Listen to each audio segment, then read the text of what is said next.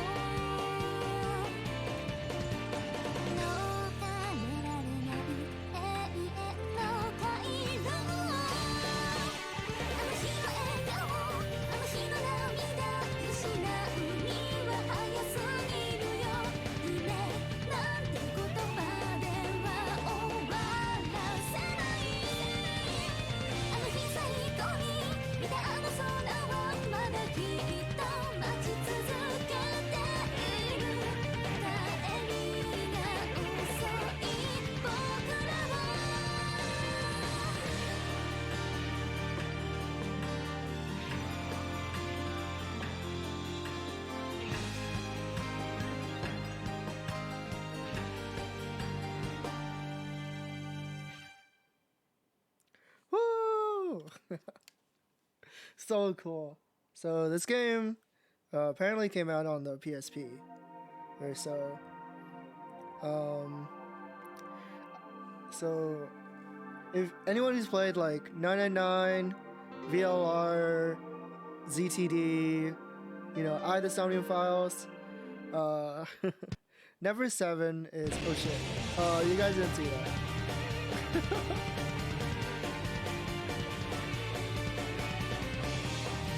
Actually, hold on.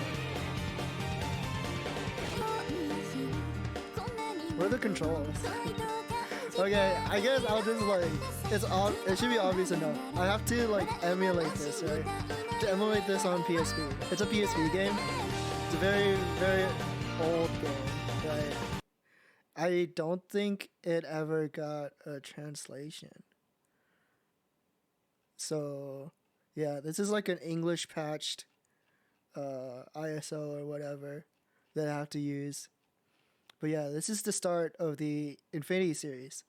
I've played Ever 17, which is like the second game in the series, like a long time ago, and honestly that game is like a masterpiece.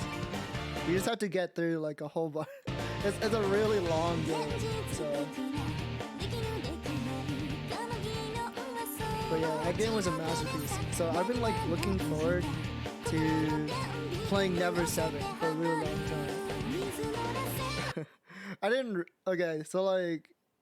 realize it was on the PSP, so I had to like download PSP emulator like right before starting it. So that's why like my settings aren't like correct or anything. Hold on.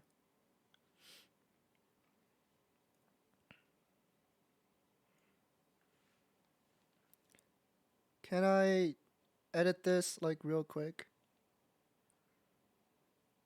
Uh-oh.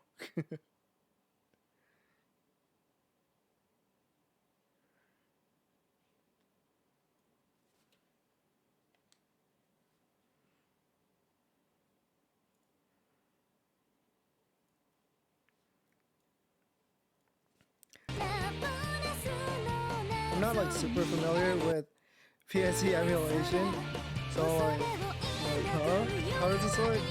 Give me a second. I should have like configured this before. I like pressed a few buttons and they worked. So I was like, oh yeah, it definitely works. I don't need to test any further. I should have tested this before. so we don't have to go through this awkward process.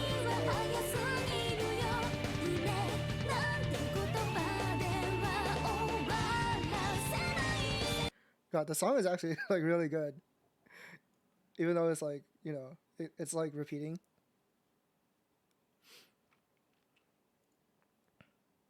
Was not expecting such a banger, like right off the bat.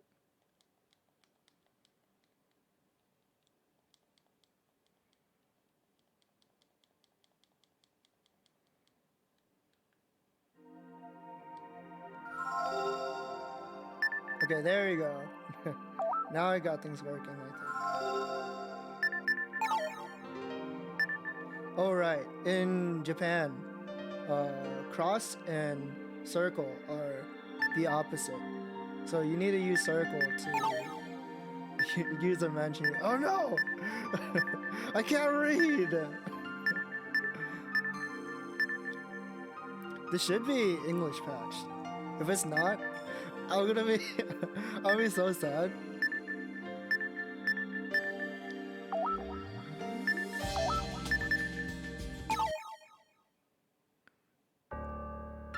Okay. It is patched. Okay. I got scared for a second. I guess it's only the... I guess they didn't patch the settings menu. But anyway, this should be fine then. Why? Could those be my words? But yeah, okay, so I guess I should like introduce the game a bit. Anyone who's familiar with like Uchikoshi games, you know, he loves like sci-fi elements, right? Like this game should be like right at home to like what you would expect. It's a visual novel and whatnot. You play as like a college student who gets stuck on an island with like 3 other students, I guess. Yeah. And the game takes place over a week. I guess that's what the 7 is for, right? And besides that, I don't really know too much about it, which is a good thing, of course, because I don't want to be spoiled and whatnot. So I'm just like as much in the dark as anyone else, I think. Yeah. Anywho, let's dive right in then.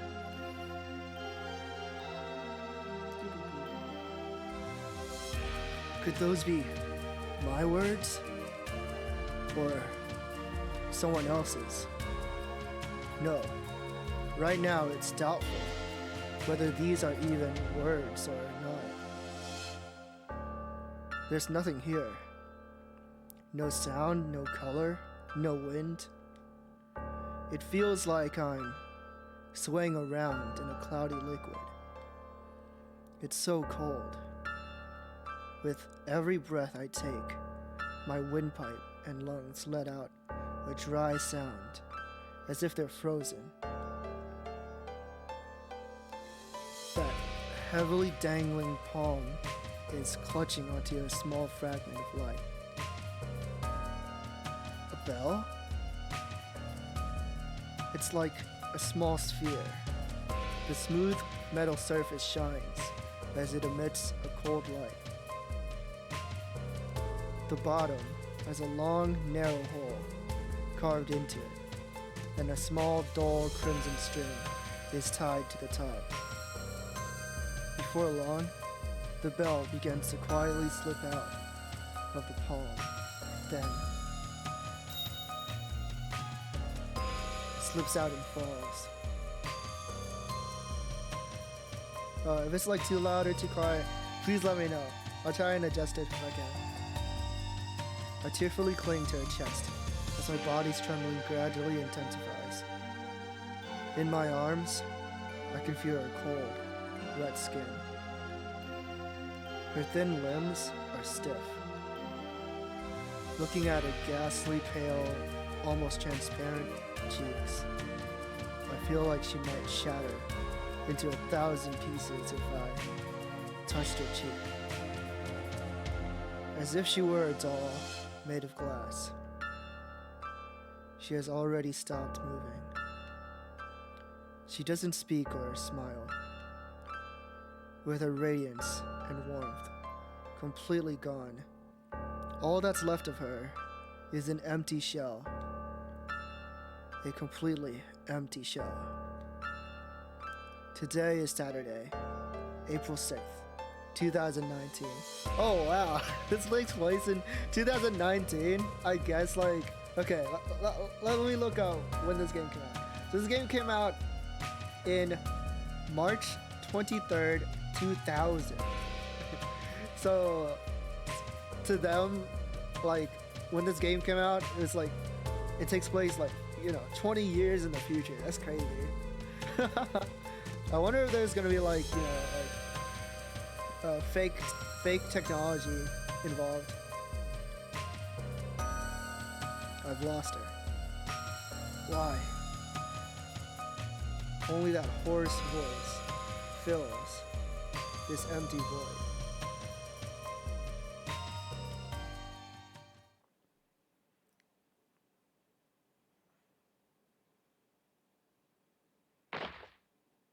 As I wake up, I kick the covers off the bed with all my strength. Still half asleep, I blankly stare at the ceiling. The ceiling looks unfamiliar. It's slanted and made up of several polished wooden boards that are stuck together and equally spaced. These boards were probably built with no space between them. The faint scent of the wood lingers in the air. I realize I'm freezing, my body soaked with sweat all over. I take a deep breath and slowly exhale. The warm scent of wood goes through my nose and fills my head. It takes me 3 more breaths until I reach the point where I can realize where I am. That's right. I'm at the camp. Let's go! Let's watch it again.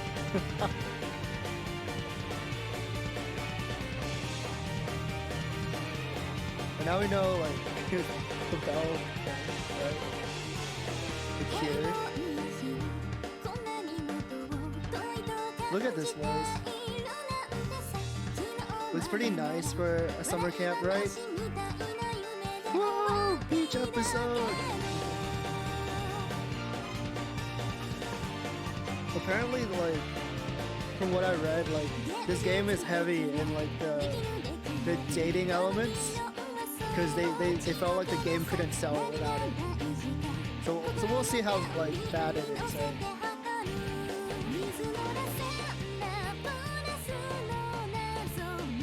So what it looks like is that the girls have voice actors, but the main character doesn't.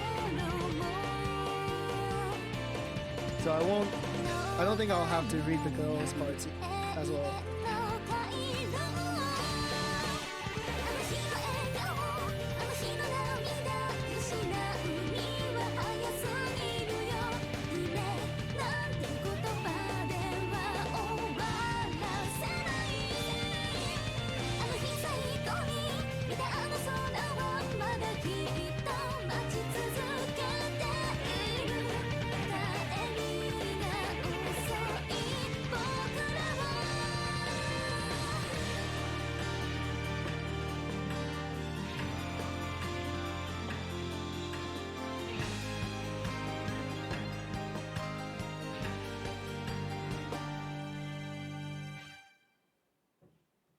I think this game has like multiple endings.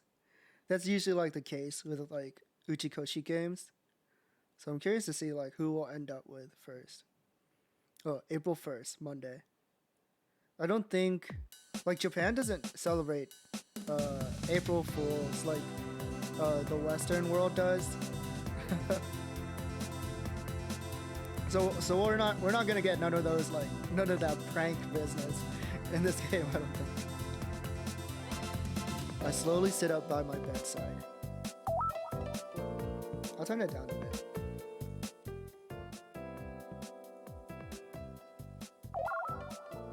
Wait.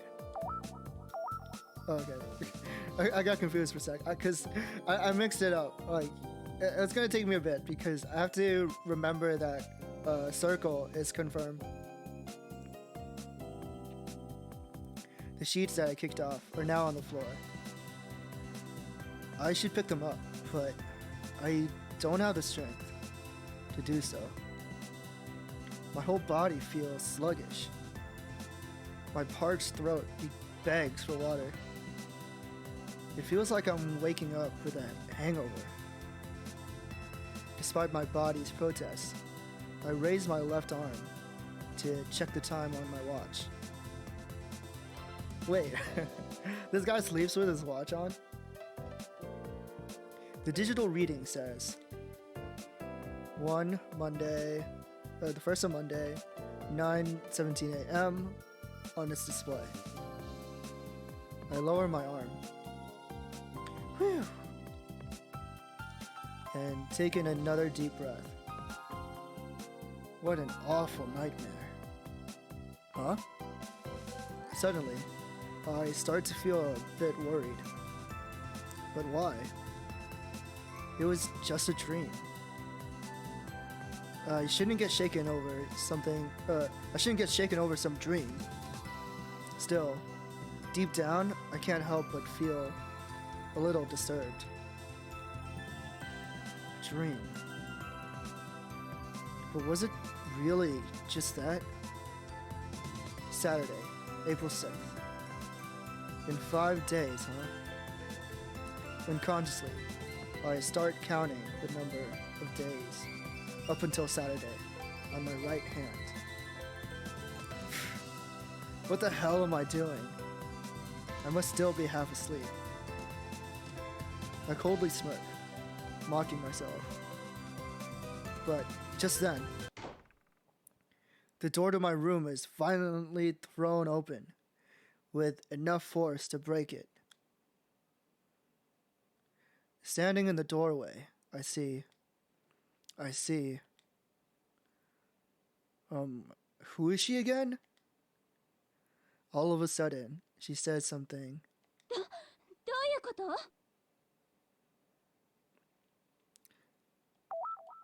Hold on. I want to speed up the text. But I can't read. Oh boy. Oh. Guess I could do this. Whoa. What the heck? I assumed it was percentages, right? But it goes up to 128. YOLO. Alright. Wait, is that slower? What the? Hold on.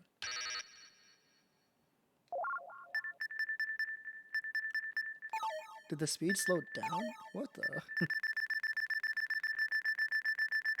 So, the lower the number, the faster? But why? What does that... What sense does that make?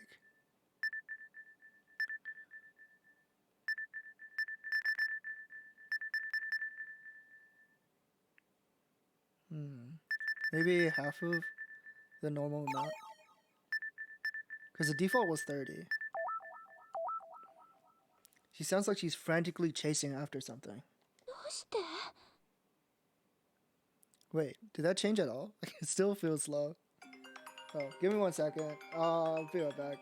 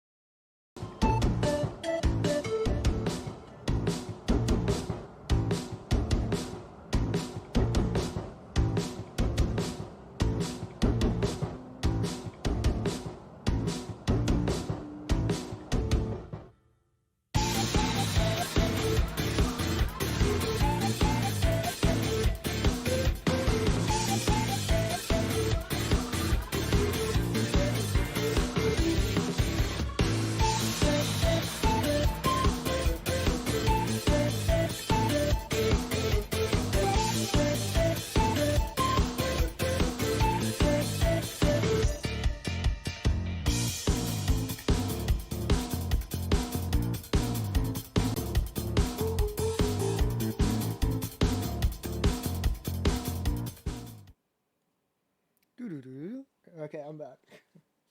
My mom was just telling me that she brought food. Okay, the text did speed up. The girl repeats herself. Obviously, I have no clue what she's talking about. Come again? I think I sound really stupid, but it's too late to take my words back. The girl is startled by my reply and takes in a deep breath. She says nothing, but instead stares directly into my eyes. This is kind of awkward. It's almost like this one time at the grocery store when a little girl I didn't know tightly clung to my leg while saying, "Daddy." Yeah, this situation feels the same.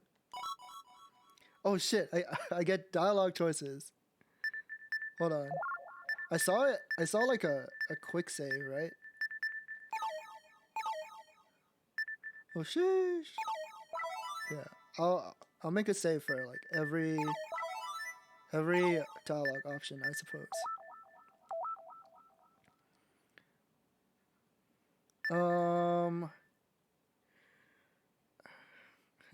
Smile seems, without saying anything, seems creepy. I'll ask her if something happened. Did something happen? It's at times like this when it's important to stay calm. I don't want the situation to get any more awkward. Just then.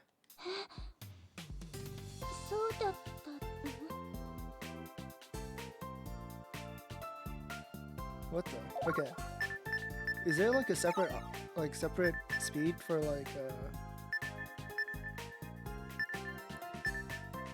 for characters?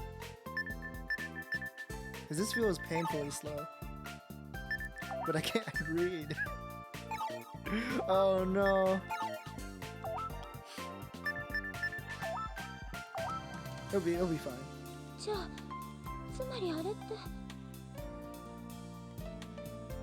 As she speaks, her eyes wander around the room. She looks really confused. Huh? Did she have a weird dream too? Are you alright? You're still half asleep, aren't you? I say this as I give her a sympathetic grin.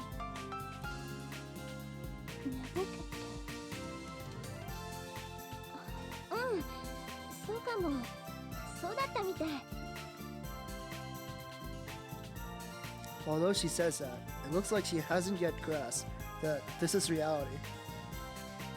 What kind of dream was it? I ask her this. She seems surprised, so I asked her again. Your dream, what was it about?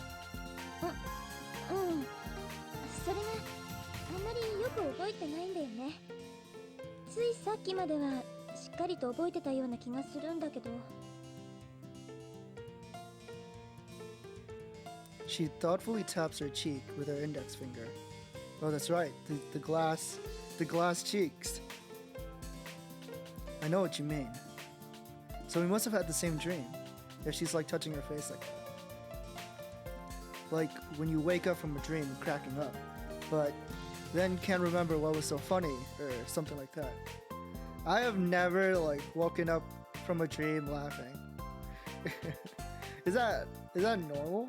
Has that happened to anyone else? I've never like had a dream that's so funny that I wake up laughing.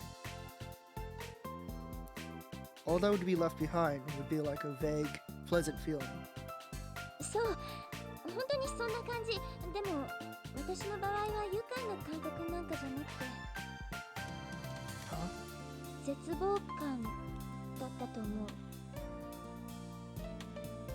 At that moment, her expression becomes dim. Hopelessness. Now that she mentions it, I also woke up this morning from a rather grim dream. The only dreams that wake me up are the following ones? Really? Yeah, those dreams fuck me up. I get the following one a lot. There's also times when I realize like, oh man, I'm having a nightmare. So I just wake myself up.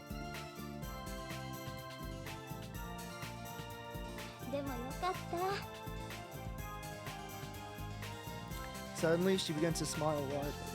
夢でよかったよ、本当に。Huh? But didn't you say you don't remember what happened in it? そういうんじゃなくて、なんて言うんだろう。正確に言うと、夢が終わってくれてよかったなって。Welcome in, by the way, Neon. Hope you're having a good one. よく覚えてないけど、とにかく最低な夢だったってことは確かだから。The worst nightmare I ever had. Looking closely at her, I realized that her entire body is soaking with sweat. Sheesh. She looks like a patient who just escaped from the hospital. Her face is pale, too. ごめんね。 It's a good day for gacha. You've been playing Tower Fantasy.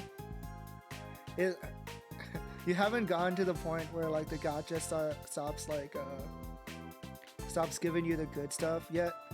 You know what I mean, right? When like the currency stops dribbling in.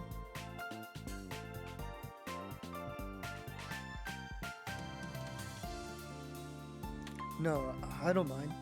I myself just woke up as well. ちょっと恥ずかしいよね。いきなりわけのわかんないこと言ったりして。これじゃあなんか有病の人みたいだよ。 She gives me a flustered grin as she tries to comb her messy bed hair with her right hand. In return, I smile back. Kind of. Haven't spent it. Oh, okay. Wait, you haven't spent it? Wait, but don't you have to spend to gacha? まあ、このことはなかったことにしといて。誠と私だけの秘密ってことで。 She knows my name. After I give a slight nod in agreement, she leaves the room. Wait, Chotomate. Some crud gives a lot of XP, so saving it for when the cap is raised. I see. I almost missed it. Makoto. She definitely said that just now. Like we're best friends or something. We only just met yesterday. Why are you calling me that without a kun or something? Oh, that's right. She didn't use honorifics. I didn't catch that. That's actually pretty important. Something that could only happen in Japan, right? So she must be pretty damn close with me. Whatever. Maybe she's just that kind of girl. The really friendly type. Though she seems alright. I stretch, stand up, and begin thinking. What did she say her name was again? I definitely think that it started with a U. Ooh. Yuriko, Yukie, Yumi, Yue, Yuka. Yuka? Yeah, that's right. It was Yuka. I remember now. She said so when she introduced herself last night.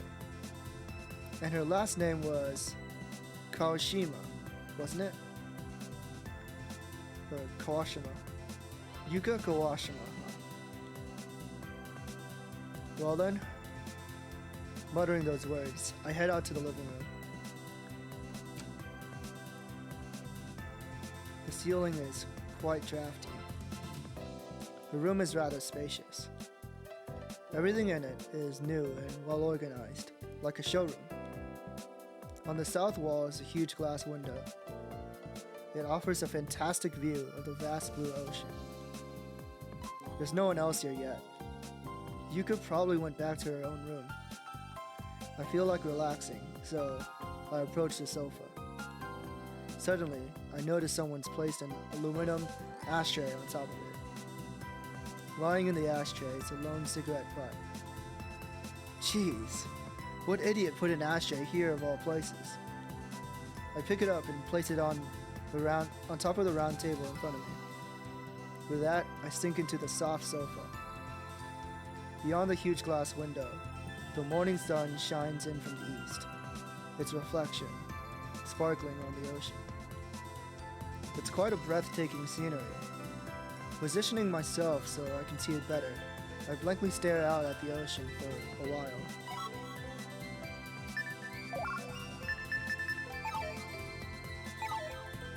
Oh.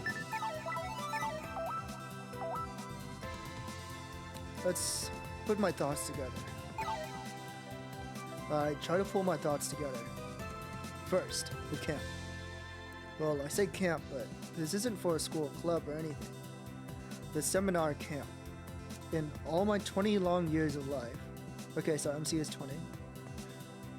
This is the first time I've ever heard of such a bizarre camp. Truthfully, I don't really understand much about my college's various systems, as I skipped classes often. At the start of last month, when the final exam results and the list of those who were or weren't advancing to their next grade were posted, I quickly peeked at the board and saw roster of Literature Department Psychology Major Seminar members. It was from that announcement that I learned for the first time that I was assigned to the something seminar's 5th camp group, Kawashima Party. The seminar camp's official name is, I forgot. But anyway, what the hell does it mean by seminar? Next to that roster is a sheet of paper which said, the seminar camp is designed to be as an informal social gathering between members of each group of the something seminar as listed. Due to the capacity of each camping lodge and other circumstances, each group will be lodging in at a different day and time, so pay close attention to your own. Furthermore, if you cannot attend for a certain reason, you must submit a report. If you don't and are absent without permission, you will immediately be expelled, regardless of your reasons. From what I can remember, ours, the Kawashima Party, was assigned to the lodge from Sunday, March 31st to Sunday, April 7th. The bottom of the note reads, other details will be given by your designated group leader. That is all. Of course, it makes sense that the leader of the Kawashima Party was Kawashima herself. Right. In other words, that half-asleep girl from earlier who barged into my room. A few days later, she called me about what I'd seen on the board. そしたら他の2人のメンバーがどうしても現地集合がいいって言うんだよね。あ、それは大丈夫。船のチケットは学生課に行けばもらえるから。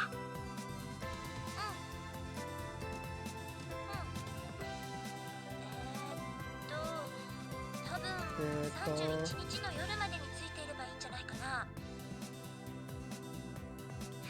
そういうことだからよろしくね。Yoroshikune? I ended up arriving here last night about a little past 10. I live about 124 miles from here, but I still managed to make it here. This island in the middle of nowhere safely. Honestly, I feel like I was dragged so far from home for no reason. Soon enough, the door to the living room slowly opens. The one who comes in is...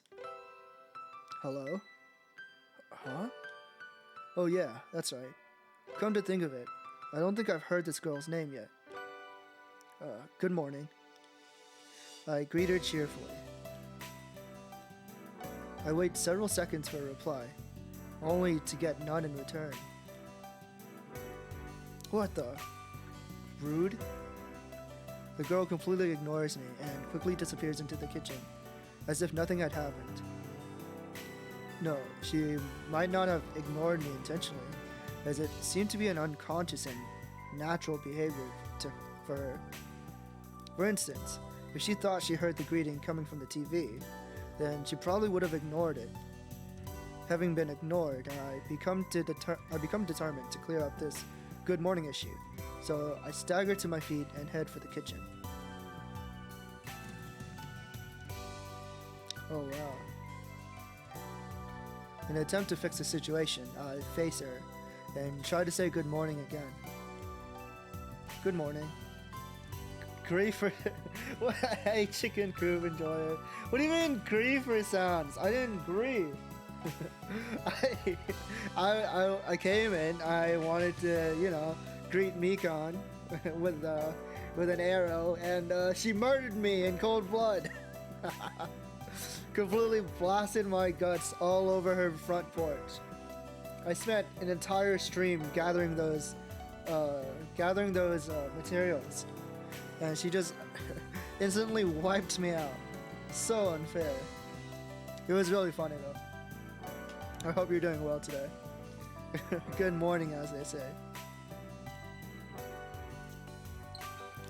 Without a word, she turns the sink faucet, filling her glass cup with water. Very sus. With a tiny sound, she drinks the entire cup in one large gulp. Dance on the dead, you son of a bitch. Wait, who is that? I've never seen this VTuber. Hold on. I'm kind of curious. Please don't autoplay, please don't autoplay.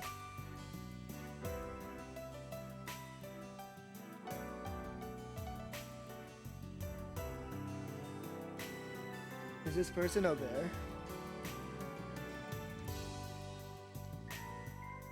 Oh, nursing student. Whoa, recently played Fire Emblem 3 Houses? Alright. Just gonna follow this person and check out their stream later, don't mind me.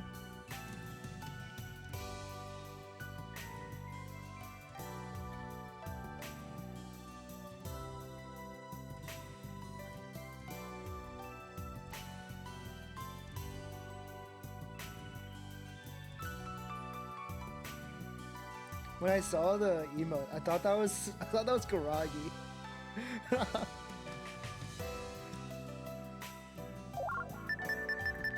Oh shit, another dialogue option.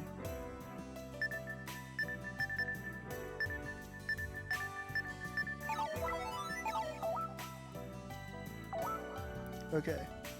With a tiny sound, she drinks the entire cup in one large gulp.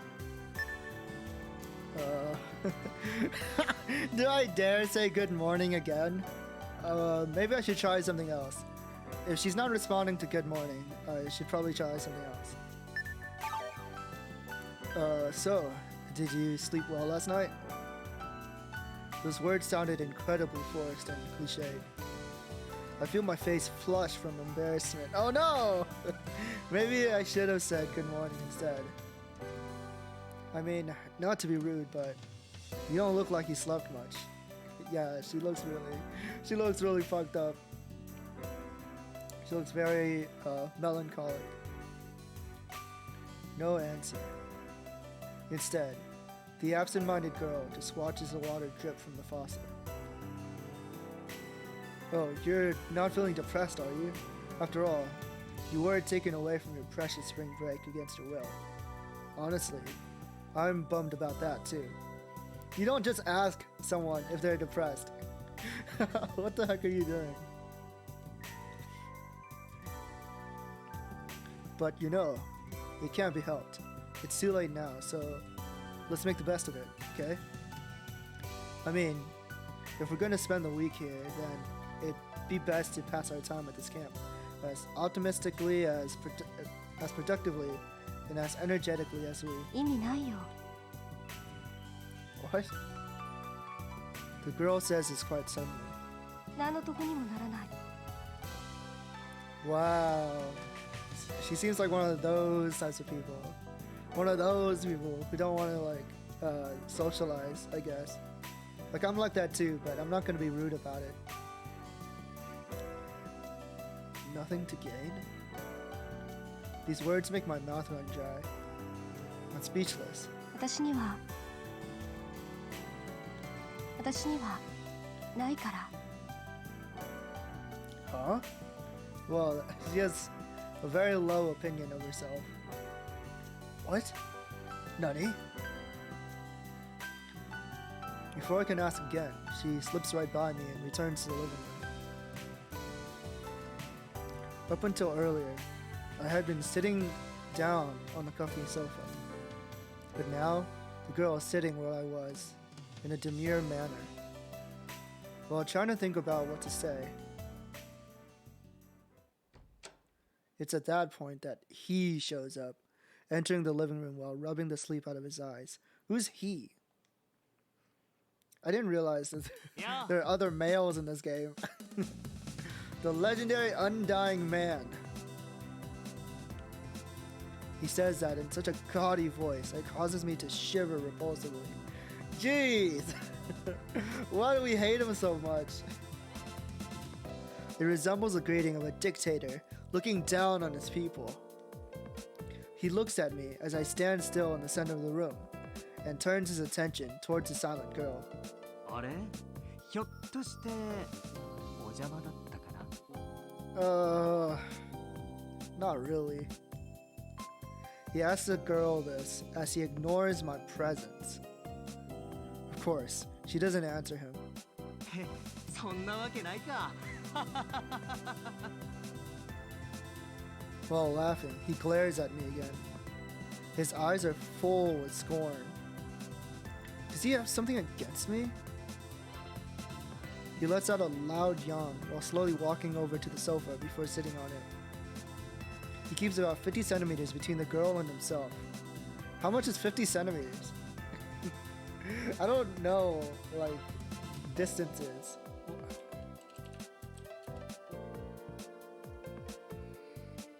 It's about a foot and a half. How long is a foot?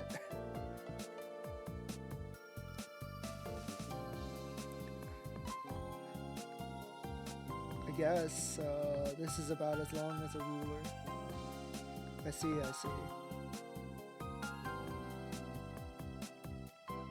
50 centimeters, that's pretty incredible. It's a distance that's not too far to be distant, but not too close to be considered creepy.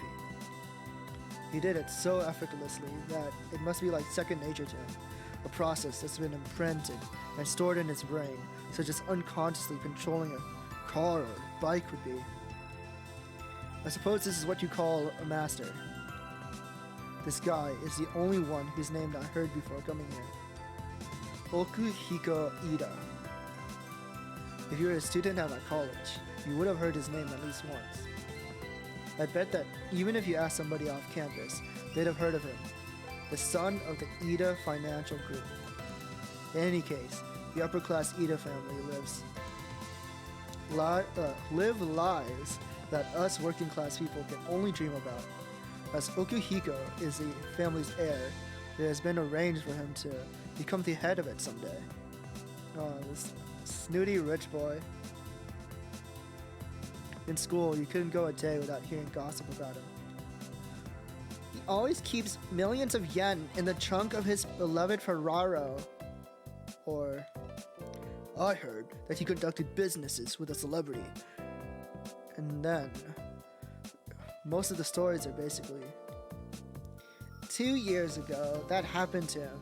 But when he gave that and did that, vague, outlandish stuff like that. And last night, I first met the infamous Okihiko in person.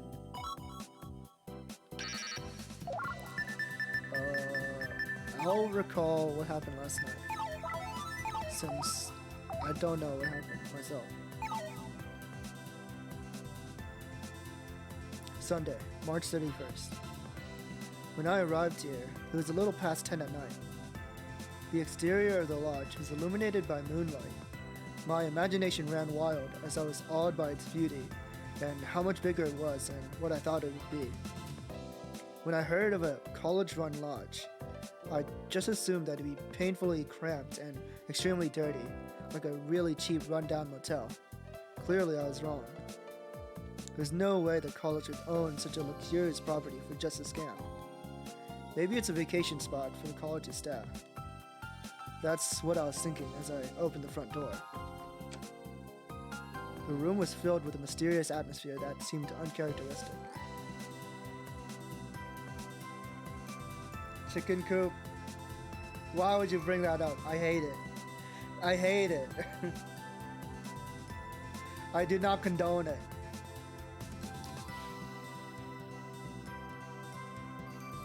lone girl was sitting on the floor, clutching her knees. I saw another sitting at the dining table, spacing out while resting her chin in her hands. A man was reclining on the sofa, swirling a wine glass in his hand. No one spoke to each other. I don't even think there was any conversation to begin with. It was completely silent. No, I could occasionally hear the faint sound of the man gulping down his wine, but that was it.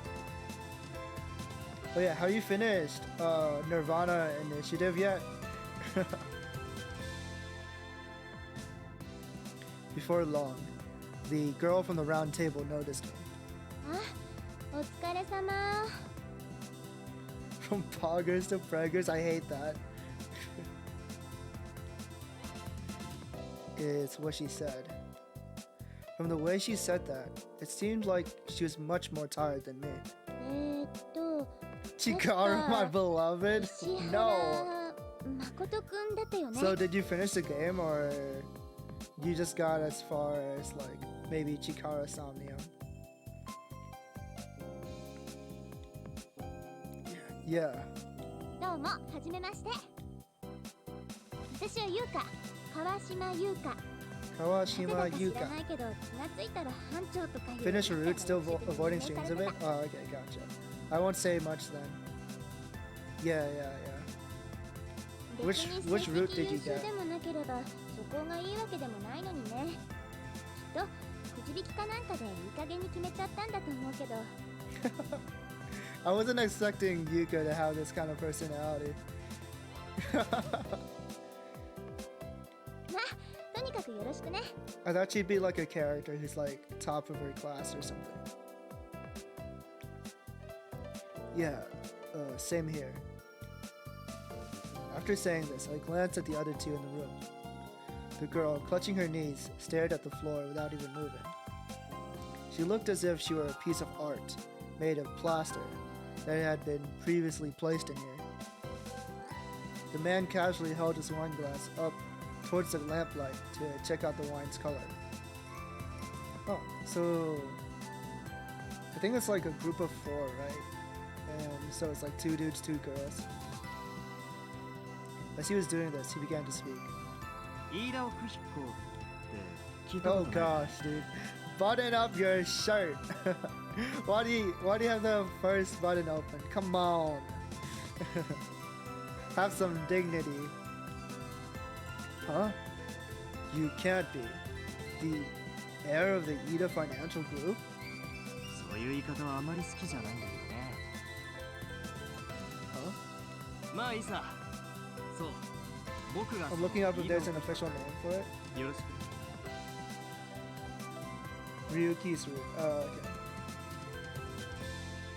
Yeah, careful if you're looking stuff up.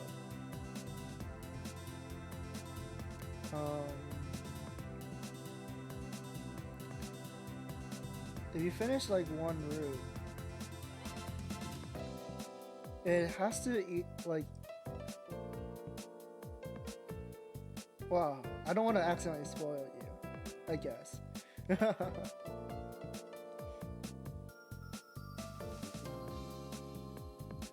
Yeah, I don't remember the first game route names off the top of my head besides Annihilation. Yeah, the Annihilation route had like I like it's such a like whoa type of name that it sticks in your brain. But I feel like the routes in the first game also went by like, you know, the characters' names. So like Mizuki route or like Iris route. I don't think they had like fancy names. Like it's only like Annihilation that has like a, you know, a non-character name route.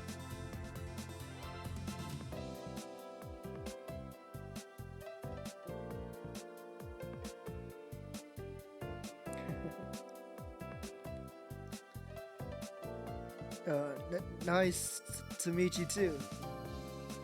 I was so startled that I messed up my greeting. I couldn't help it though. Okuhiko Ida. I couldn't believe the infamous Okuhiko was in the same group as me. Suddenly, I began to contemplate whether or not to fake an illness so I could go home. I was beginning to feel depressed. After that, we barely exchanged a single word and went to our beds. In the end, the girl clutching her knees never said a single word. Hey, Okihiko? I address him again. I'm bored. I might as well attempt to strike a conversation. He seems interested enough. It's just, what exactly are we trying to achieve at this so-called seminar camp here? Oh, is there Okihiko route? Can we date this man?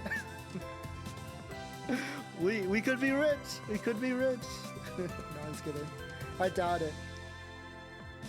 各範囲の親睦会を兼ねたってそう書かれてたじゃないか。つまりこれといった目的なんかないってことだよ。Huh, there's no goal. みんなが親しく仲睦まじくやってればそれで万事 OK なのさ。 So it's just a social gathering? I thought we were here to like conduct some kind of experiment or something. That's it? If that's the case, then don't you think that a week is too long for that? I don't know. A week to get to know people? I don't think that's too long.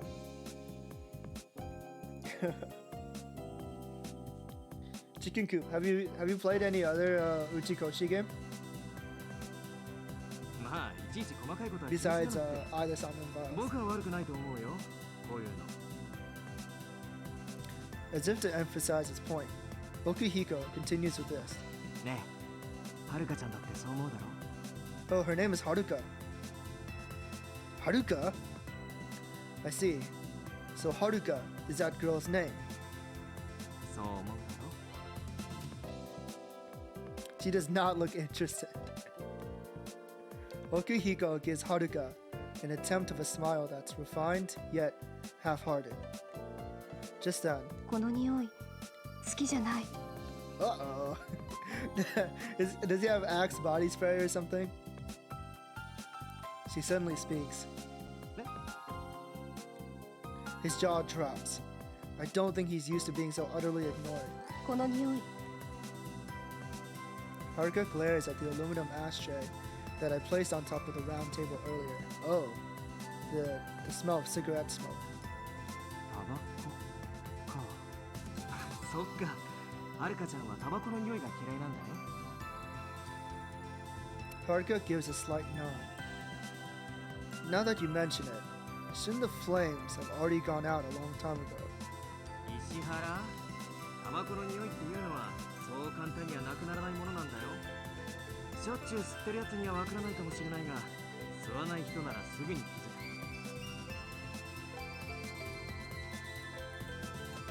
づく。 Huh? Are you implying that I smoke? Son of a bitch. Hey, Chotomate, I don't smoke. まったく、デリカシーのかけらもないんだな、君は。 This bastard. I'm telling you, it wasn't me. しらばっくりとも無駄だよ。じゃあ聞くけれど、今朝この部屋に一番最初にやってきたのは誰なんだい？ I was, but when I came in, that ashtray was already there, on top of the sofa. ほほん、そうですか。ま、信じてあげてもいいけれど、その代わり今日からこのロッジ内は禁煙ってことにするから、それだけは守ってくれよな。 But if it's not me, and it's not either of you guys, it has to be Yuka, right? The smoker? Because there's only 4 of us, unless there's other people. Damn it, you don't believe me at all. Just as I'm about to retort. Haruka quietly stands up. We watch in silent anticipation as he slowly takes the aluminum ashtray and walks towards the kitchen, just like that. Though I can only see her face in profile, I can clearly tell that she's angry. There's a cold, harsh glint in her eyes. おはよう。hate Yuka. The Yuka who enters the living room looks like a completely different person from before. Her fixed up hair is now lightly bouncing, and she has changed out of her clothes into a neat pink dress. But the biggest change is her face. She looks like an excited kid about to leave for a field trip. For a second, our eyes meet. Remembering what happened this morning, I spontaneously break out into a smile. Still feeling a little bit embarrassed, Yuka breaks eye contact while playing with her hair. Good morning. Yeah. Okihiko returns her greeting as well. Haruka, needless to say, doesn't reply at all. Instead, she is now sitting quietly in her dining chair in front of the kitchen after having cleaned up the ashtray. みんな朝ごはんは？ Yuka says this while turning her head to survey the three of us. No, not yet. そう。じゃあ、私の腕によりをかけて作ってあげちゃおうか Oh な。 wow. Nice. Homemade meal from a cute girl. What? 何かご不満でも？ Yuka, you can cook?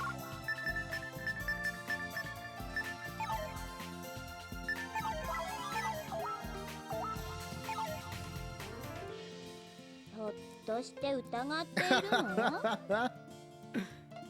No, it's not like that. じゃあ別に問題ないよね。 Right. Yuka and cooking. For a while, I get lost in my fantasies as I connect the two together.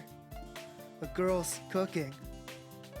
It's impossible to describe just how overjoyed I am as a man by the situation. Is there anything I can do to help? I try asking her this as I feel like it's the right thing to do. いいよいいよ。誠はテレビでも見て待っていて。そんなに手のかかるもの作るわけじゃないしさ。そうか。多分15分ぐらいでできると思う。パンで大丈夫だよね。 Hell yeah. Okihiko gives her a quick nod, as if to say, I'll leave it to you. I follow suit. はるかは？はるかもパンでいい？ Haruka gives her a slight nod, not taking her gaze off of the table surface. じゃ、すぐ作るからちょっと待っててね。 Yuka begins to go into the kitchen. At that moment, oh, that's right. I remember something and instantly try to draw Yuka's attention. 何？ There's something I'd like to ask you. Do you smoke? するわけないでしょ、そんなもの。 Uh-oh. But if Yuka doesn't smoke, Okihiko doesn't smoke, Haruka doesn't smoke, and I don't smoke, then who smoked? There has to be a surprise fifth character. この初々しい肌を見れば一目瞭然じゃない。 Yuka comically places her hands to her cheeks, muttering to herself in agreement as she enters the kitchen. She didn't do it, then just who was it that smoked? Yuka, Haruka, Okihiko. Which one of those three is lying? I moan in frustration. Yeah, but who could it be? Even though Yuka had said it would only take her about 15 minutes, it's almost been an hour. Just what the hell is Yuka cooking in there anyway? It's now almost 11, so it's too late to even call it brunch. While waiting, the three of us decided to wash our faces and change our clothes. Currently, we are watching the TV that's sitting in the corner of the room. There's a health show on called The Healthy Utopia. Judging from its subtitle, Good Green Vegetables to Eat is basically a cooking show. Of course, none of us want to watch this. Unfortunately, this island only has 2 channels, both of which are local broadcasting. The other channel happens to be featuring a short documentary on natural streams all over the country. Though both of the shows are boring, I think the one about streams might have been a better candidate for distracting us from our hunger. My stomach is rumbling. I don't think I can last much longer. お待たせしました。 Finally, Yuka peeks her head out from the kitchen. 食事はもうテーブルの方に運んじゃってあるから皆さんそっちに移動してください。 At these words, Haruka immediately stands up. I'm kind of surprised. I find it odd that the usually indifferent Haruka is this determined about eating breakfast. I guess she must be practically starving. Upon arriving at the table, our eyes widen. Our wondrous vision of food rivaling a 4-star restaurant in southern France. It's gloriously shattered into pieces. Oh no, Yuka can't cook!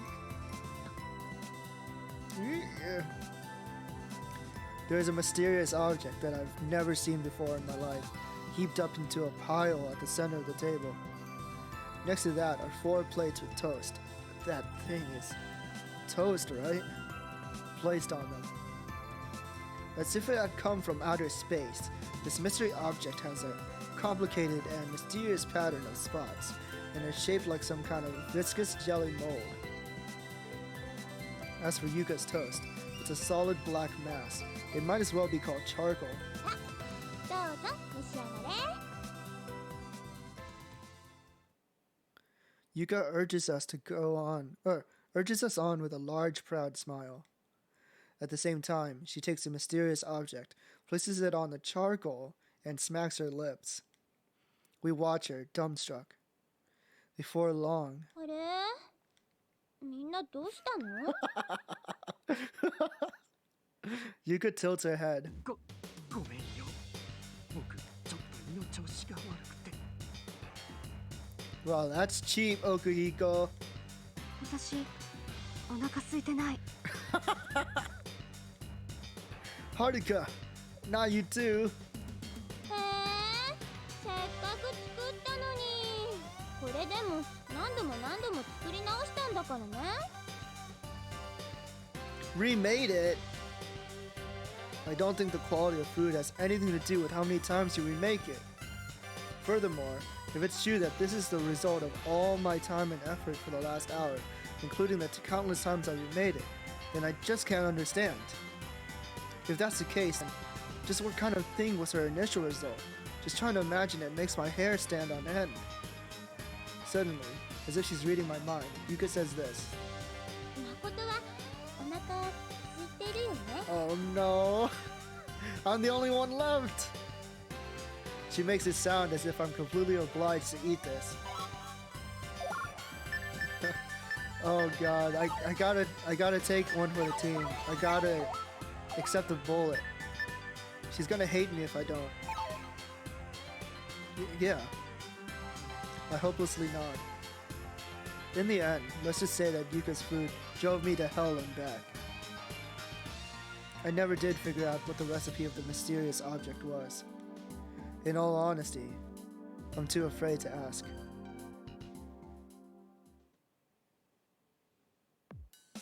Yuka and I ate all the mysterious objects, along with 2 pieces of each of the charcoal, including Haruka and Okuhiko's share. Right now, Yuka is happily humming while washing the dishes. I think it's more of the fact that she can now say that someone actually ate her cooking, rather than being full. That's the cause of her happiness. In short, I became the sole sacrifice for that purpose. Ugh. I feel sick. I can feel my chest and throat filling up with nausea. I would rush to the bathroom as fast as I could, but if I threw up, I'd have to look at the monstrosity that nobody should ever have to suffer through seeing twice. I have to endure it. I have to wait until my stomach calms down. I swear that I'll never let Yuka cook ever again. I repeat this vow to myself 21 times. Just then, the doorbell rings from the front door. Huh? Our group has 4 members. Nobody else was scheduled to come here except for us, right? As I squat down on the floor, I survey the surrounding area restlessly. Haruka is brushing her teeth in front of the sink. Where's Okuhiko? おい、石原、君が出てくれよ。僕ら今手が離せないんだ。 Huh? I hear his voice coming from the kitchen. It seems that Okuhiko is helping Yuka with the cleanup. ちょっと誠、く出てよ。 Man, I don't want to cover the floor in vomit. Like an old man, I slowly wobble to my feet and stand up. I take little steps to the front door while hunching over, just like one too. Okay, I'm on it. I massage my stomach with my left hand while opening the door with my right. 毎度ありがとうございます。 Hey yo, who is this? Cute. Twin tails. Huh? Standing in the doorway is an innocent-looking girl. Judging from her appearance, I'd say she's probably a middle. Never mind. She's not that cute. Hold on. Oh, just tomate. Fuck. Riding on her right palm is a square silver-colored bag. ご注文のシーフードピザお届けに参りました。 Seafood pizza? Who the hell ordered this shit? What do you mean by seafood pizza? Like shrimp or anchovies or something? Seafood pizza. I never ordered anything like that. A disturbed expression clouds her face as she searches through her pocket with a free hand until she pulls out a scrap of paper. でも伝票には確かにシーフードピザって書いてあるよ。 This must be Okuhiko's doing. He didn't eat earlier, right? So he probably ordered a pizza. Suddenly, she stops speaking formally, making her feel like a little kid on an errand. No, that's not what I mean. You see, I didn't order anything. だけど She checks the receipt again. 住所は確かにここなんだもん。 As she says this, she shows me the receipt. However, there's no way I would have memorized the lodge's address. Then wait a second. After telling her this, I turn around towards the kitchen. Hey, Yuka, did you order a pizza? 私が頼むわけないでしょ。 What about you, Okihiko? With his back turned to me, Okihiko lightly waves his palm, indicating a no. So it's not Okihiko. Was it Haruka then? But Haruka hardly talks. Why would she order a pizza? All that's left is Haruka. Hey, Haruka! I shout out inside towards the sink. Haruka, who is still brushing her teeth, shakes her head. So it's not any of us. Is there a fifth secret person living in the lodge? Didn't think so. Well then, do any of you know this address? 表札に書いてあるんじゃないの？ Nameplate. Me and Makoto had the same thought. うん、玄関の脇にかかってる。 I see. The nameplate, huh? I mutter this and turn around again. I stick my head out of the door and check besides it. She was right. There's a wooden nameplate there. Could you show me that receipt again? ピザ冷めちゃうよ。 As she says this, she hands over the receipt. I take it from her and compare it to the nameplate. The nameplate says District 3, House 8, Number 1. And written on the receipt is 381. Huh? I take a closer look at them. District 3, House 81. 381. What's this? I don't think this is a 1, but a 7, right? She immediately snatches the receipt from my hands. 3の8の 7？ Nana? じゃあここって朝倉さんのお宅じゃ。 It's clearly not a house.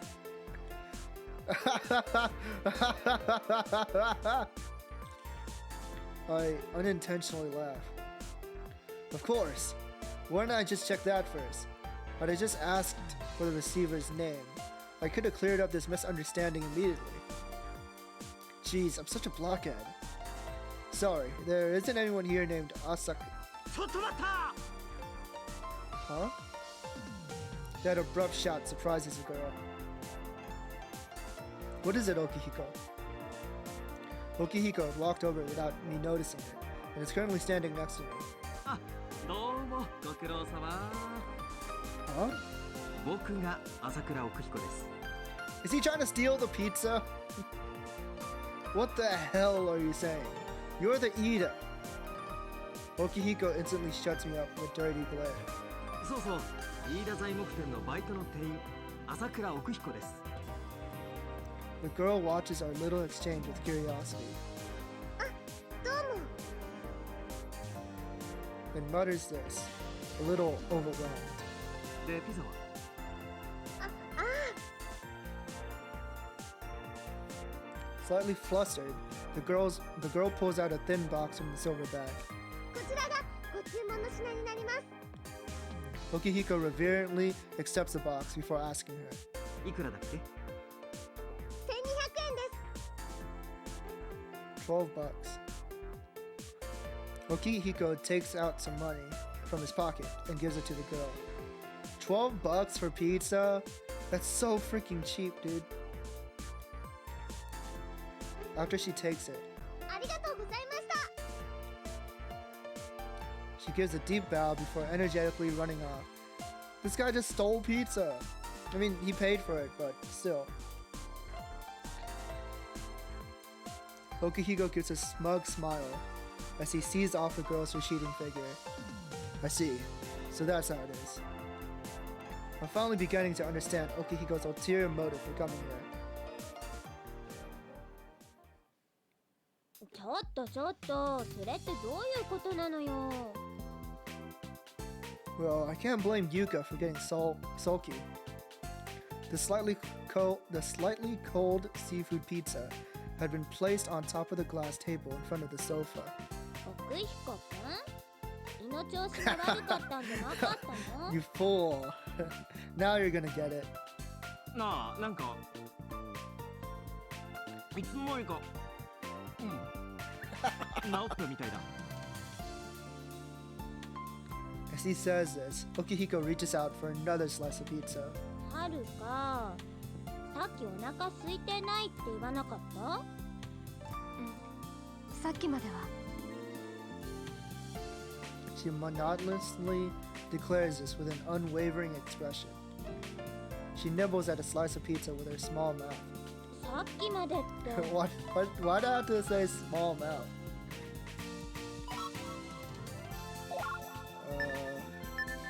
I'm gonna back up Yuka because I was forced to eat her food earlier, her cooking earlier.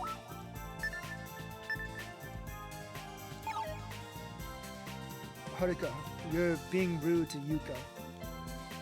Yuka nods in agreement. Why are we calling out Haruka? What about Okuhiko, the bastard? Haruka seemingly ignores me as he reaches out for another slice of pizza. もういいけどね。 With a defeated look, Yuka drops down onto the sofa. I find that I can't really stay mad at Haruka, who's calmly yet intently eating her food. She's just like any other honestable girl. At least, that's how I see it. My frustration dies down as I observe the placid girl. Before I know it, all signs of irritation are washed away. 4月1日月曜日、お昼のニュースです。 Oh, the TV. You hear a polite voice from the announcer on TV, which is still on. At that moment, a bird chirps. The rather sharp and shrill noise fills my ears. I try to find out where it is coming from.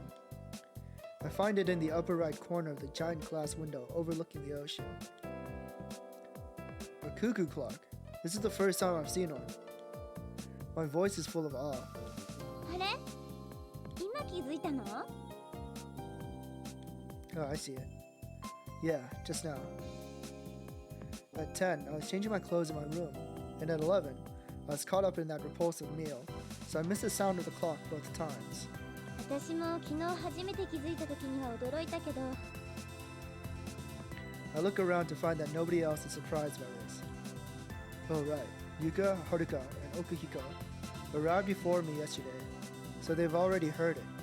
なんか懐かしいな。今でも覚えてるけど、私が最後に鳩時計を見たのは中学の頃だった。 Huh. これよりももうちょっと大きめのやつで窓が2つついてるの。もちろん鳩も2羽いて、私その2羽の鳩はきっとつがいなんだろうと思ってた。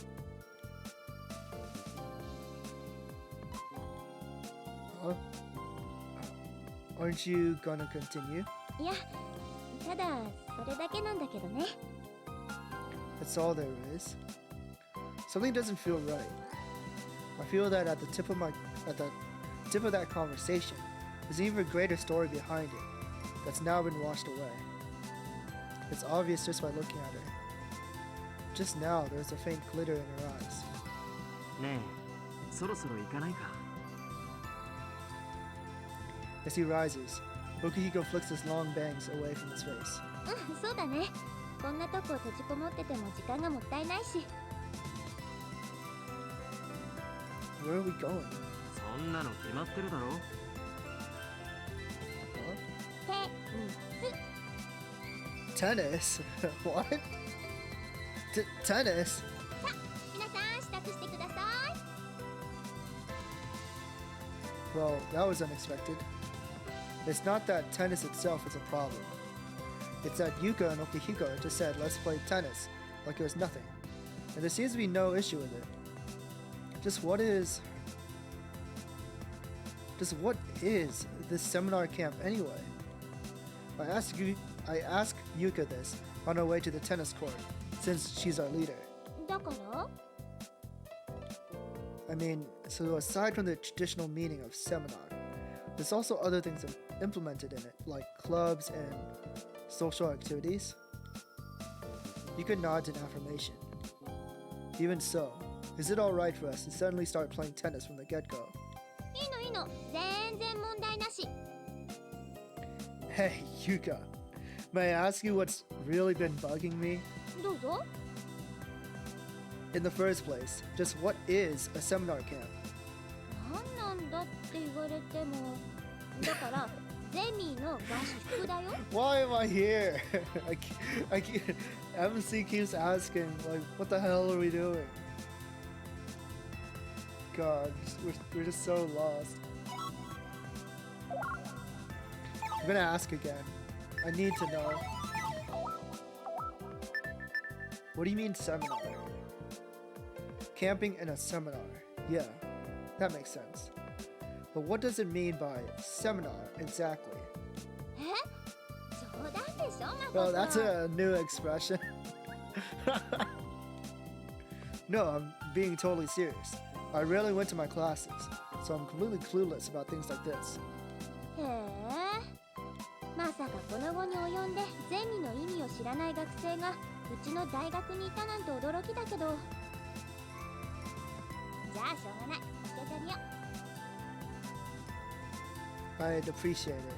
あのね、本来ごく一般的な大学では4年生になると同時に各学生が任意のゼミを選んでそこに所属し何らかの学問的対象を研究するのね。 Yeah.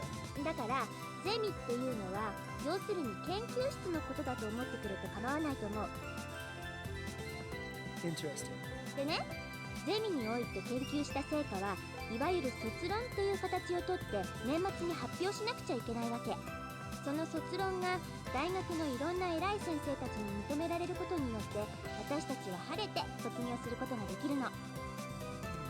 最近では大学や学部によってゼミとか卒論とかが全くないところもあるみたいだけどまあとにかくうちの大学では未だにそのシステムが生き続けてて。 Chotomate. But we're only just about to become juniors, right? そうだから正確に言うと私たちが所属しているのは実はプレゼミっていうやつなの。 Pre-seminar. つまり来年から始まる本格的なゼミのいわば準備段階みたいなものね。わかった？ More or less. いいんじゃないかな、なんとなくで。私だってまだよく把握できてないし。 Even the leader doesn't get it. Oh, but there's one thing I still don't get. 何が？ The goal of this camp. I take a look over my shoulder. Okihiko is behind me and Yuka, walking right next to Haruka. Okihiko is trying to start a conversation with Haruka, which doesn't seem to be working. When I quickly turn my head back, it's as if I can hear him quietly grumble to himself. Okihiko thinks from the start, there was no goal. If there truly is one, then it's only to deepen the bonds of friendship between the group members. Is he right? 惜しいけどちょっと違うかな。It's not it? How so? それはまだ言えないの。 Wait, huh? It's a secret?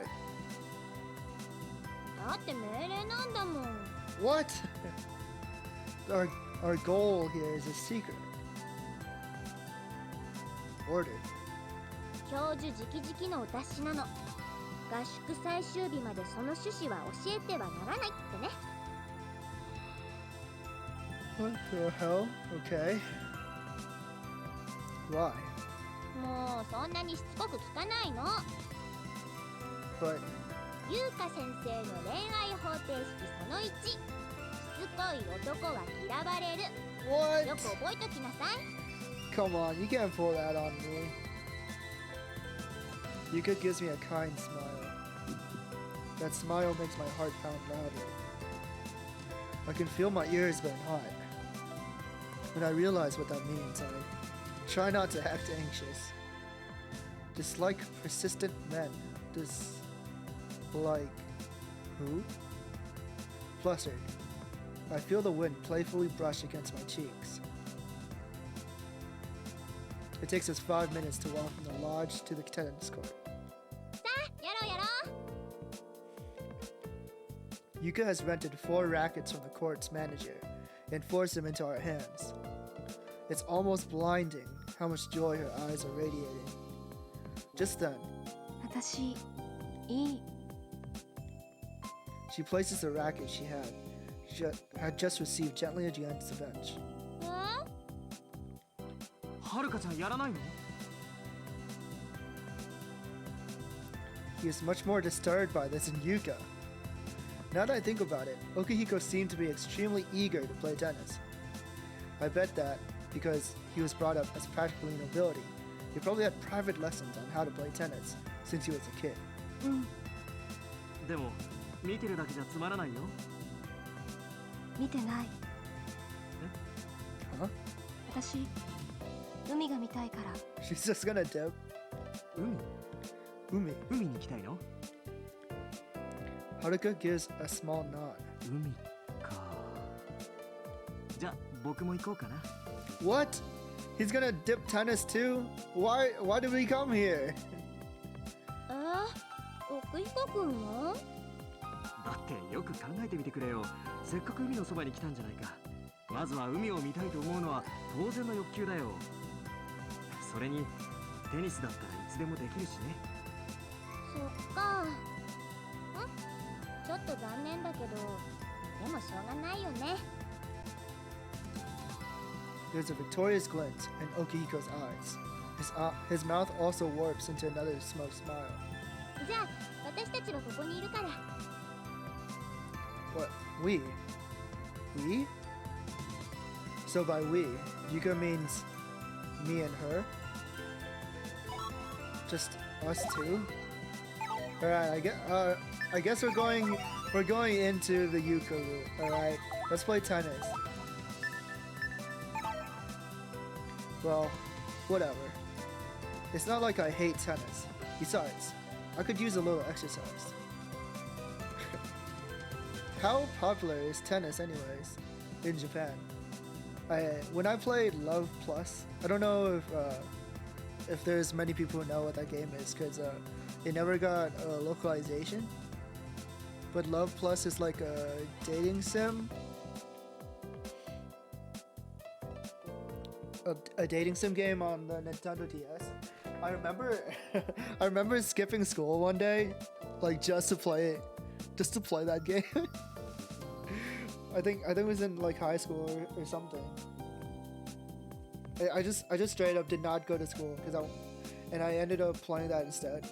And The game was pretty short, I think, because like I finished an entire route. I got the tennis girl for my route. I don't remember her name though.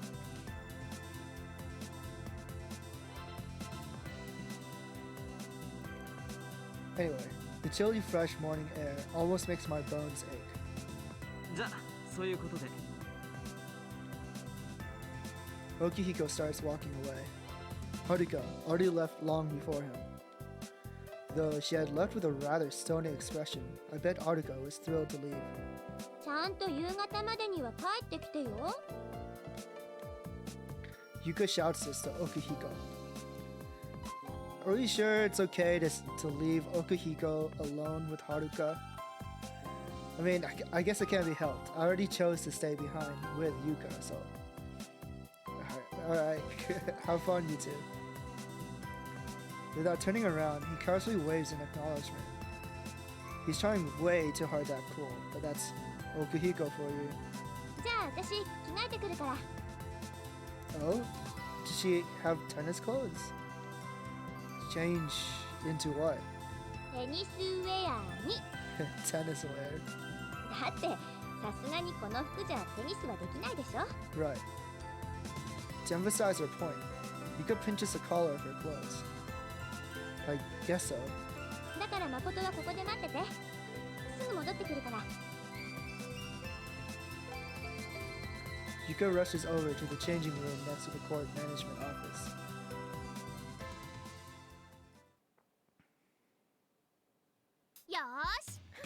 Cute.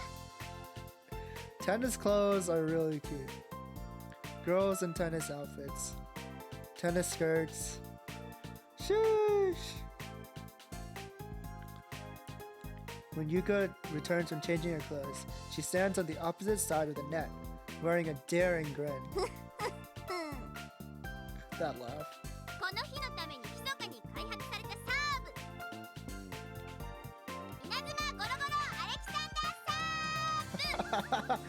稲妻ゴロゴロアレキサンダーサーブ。 Inazuma Goro Goro Alexander Thunder serve.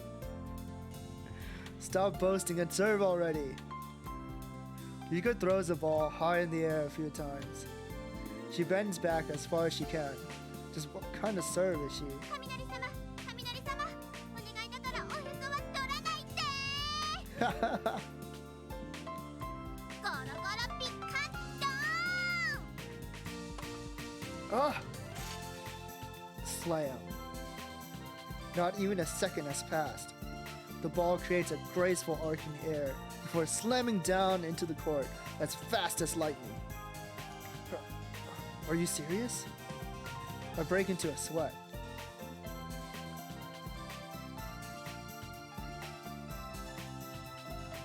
これで15オールね。あれ？さっきまでの Holy crap, I got destroyed. どうしちゃったのかな？ Yeah, you're not half bad. なんか笑顔が引きつってるんですけど。 Don't be ridiculous. I was just caught a little unprepared. That's all. No, seriously, I really was. That wasn't Yuka's first hit. Her prior serve was a double fault, so this is the third one. Her first two hits went all the way over the fence behind me and disappeared into the forest. Of course, I was caught unprepared. Her first two serves were terrible. It's clear now that I've got to stop taking her lightly. いいのかな？そんなに強がっちゃって。 Yuka runs along the baseline and slowly moves her left hand. じゃ、次行くよ。お日様ポカポカキスオブファイヤーサー。 Holy shit, these Junie names. I take a deep breath as I tightly grasp my racket. Yuka lightly throws the ball into the air, waits for the ball to reach its peak, and then... お天道様、お天道様、シミそばかすが気になる年頃なの。ポカポカジリジリメラメラボーン。 She hits the ball with a serve as powerful as a fireball. It's just as fierce as the one earlier. It's heading straight towards me. Alright, I'll return it with this. Lava? Love her? I hardly know her. I barely make it to the baseline, and I lob the ball. Just as I expected, Yuka fiercely dashes up to the net. She attempts a serve and a volley. She quickly turns around and chases after the ball. But it's already too late. The ball flies over her head and falls inside the baseline. 15-30.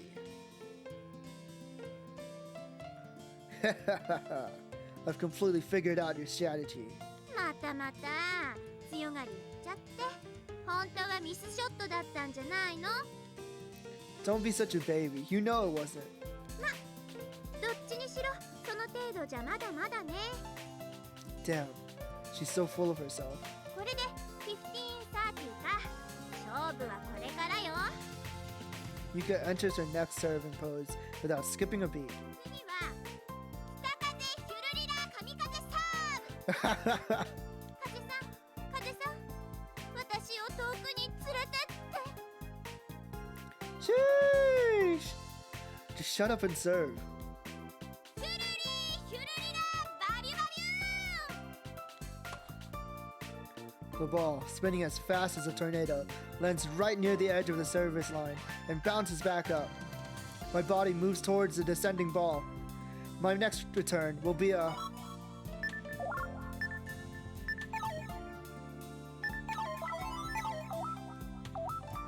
cross-court. Just like that, I hit a cross-court return. Oh crap! I completely screwed up the shot. The ball slowly flies straight towards Yuka. 待ってました。この一球を。 I've been waiting for this. ほう。 With all her strength, Yuka smashes the ball. The ball slams into the court, then bounces up over the fence and into the forest. Damn, she got me. 30-30. With this, it's 30-30, huh? It's alright. There's still a chance to win. さてと、ウォーミングアップも済んだし、そろそろ本気出しちゃおっかな。 Her eyes are sparkling with excitement. Huh. Don't take me lightly. 南極冷え冷えエメラルドクーラーサーブ。太郎、ジロー。ウー。 Yuka fires a powerfully sharp serve that could smash through ice. However, her serves have lost their ability to daunt me. I can do this. How should I try returning?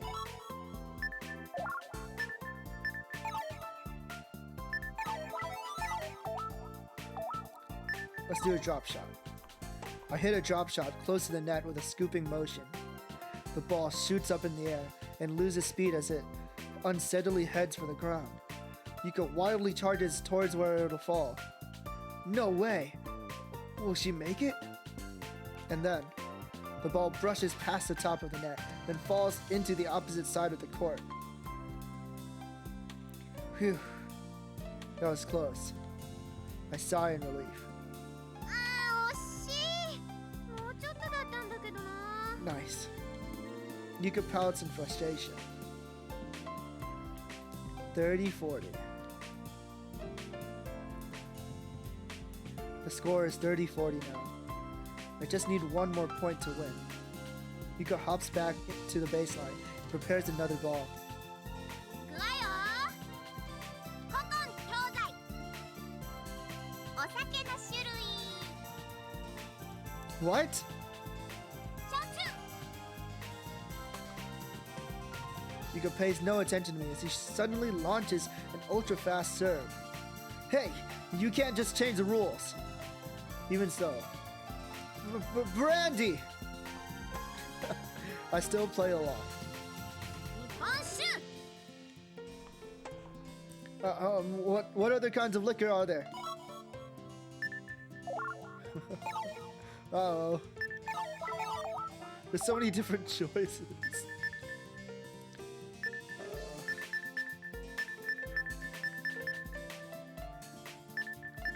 Gin. テキーラ。Tequila. Shaoxing wine. ラム酒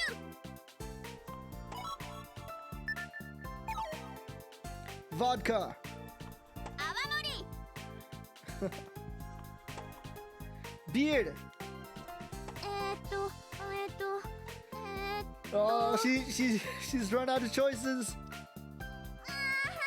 思い浮かばないよ I smirk. But immediately afterwards, そうだ Yuka raises her arm overhead with all her strength. せーのスマッシュ What? Yuka's splendid smash disappears into the forest behind me. Hey, where were you aiming, Yuka? She sticks out her tongue at me. Seeing Yuka act like that makes me smile. In the end, the first set in the first match ended with my splendid victory.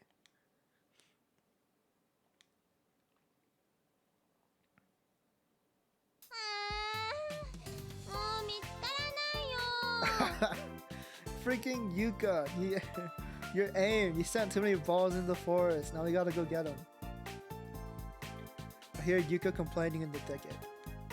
In one arm, I'm carrying a plastic container with 39 tennis balls inside. There's only one left, but we can't find that last one anywhere. Roughly half an hour has passed since we started searching. もう誠があんなボール打つから Me? What the hell are you saying? Weren't you the one who hit all the balls that went over the fence? It's true. Occasionally, Yuka would lose focus and hit the balls in ridiculous directions. Whether it was serving or volleying, her skill was mostly the same as beginners. But when she hit it powerfully, it was like she was trying to score a home run. Jeez. I can't decide whether she's really good or really bad. そんなこと誠に言われる筋合いはないよ Why not? そういうことは勝負に勝ってから言ってよね She's right. Yuka's technically the winner, since she won one more complete set than I did. We continued the match for an hour afterwards, but in reality, until the last ball had flown over the fence, I had lost one more set than Yuka. Idiot, but we finished the game. 逆転できた Hell yeah. そうかな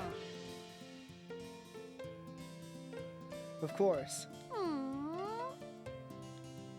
She ponders it. ま、いいやそれより早く探しちゃおう時間もったいないよ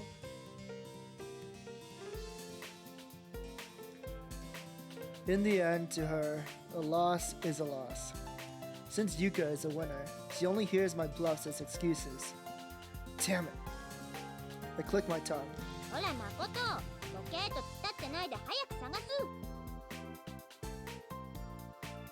Yuka urges me on as she continues to search through the bushes.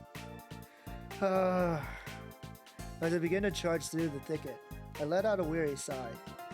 Anyway, why does she just call me Makoto without any honorifics? When I thought of this question earlier today, I just jumped to conclusions and thought I understood it.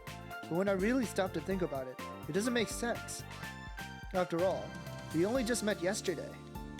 I stop walking and look at her. Whoa. The sunlight pours in through the trees, allowing the green grass to soak in its beams. I can see Yuka beyond the trees, grasping her racket in her left hand as she looks for the ball. She looks a little bored. How can she urge me on if she's not even serious about this? Her exposed legs are covered in dew. Her curves are so soft and round. Her alluring, smooth skin is dazzling with pure gloss. Suddenly, a southern wind blows through the trees, and her scent reaches my nose. It's a sweet and pleasant scent, like ripened fruit. Yuka, huh? Yuka. All of a sudden, I realize something. Come to think of it, I've just been calling her Yuka without any honorifics either. I'm the same as she is. And now that I think about it, it hasn't been just Yuka. I've been addressing Haruka, and Okuhiko without any honorifics either, haven't I?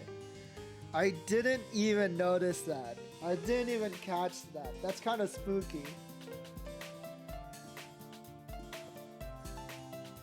What the hell could that mean? Why is that? My mind's a little joggled right now from that sweet scent. Anyway, isn't it weirder that I didn't notice how unnatural this was until now? At that moment, Yuko lets out a shout. あったよ。 Oh, she found it. Yuko holds the tennis ball high over her head, triumphantly. Her innocent smile completely blows away all my irritation. Yuka gently throws the ball. I catch it with my right hand and place it in the plastic container. 40 balls. This is all of them. ちょっと、ありがとうとか、サンキューとか、そういうのはないの？ Thanks. あ、その言い方、実は全然感謝してないでしょ。Huh? Hello? Hello? Why'd my game just stop? Did it crash? Huh? Excuse me?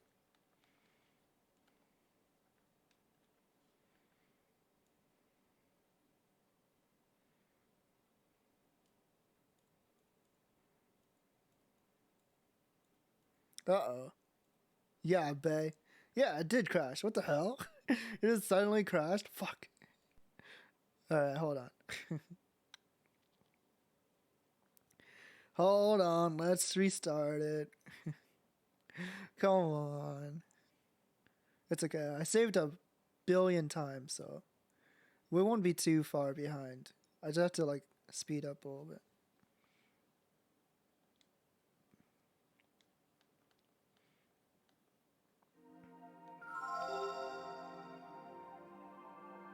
Huh. There's still 2 girls that I haven't seen yet. Which is curious, because like... What's last game? It's curious because... Well, there's only 2 girls in our group.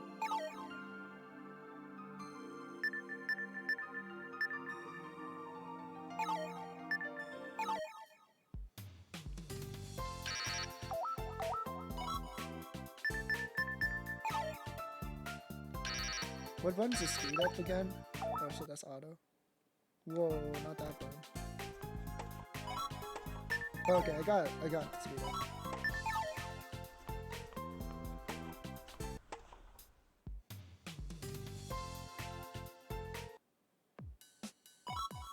Okay, there we go.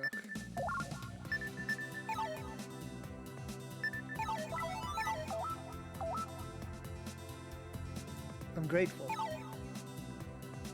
あー、なんかそれ投げやり。 Well then, what do you want?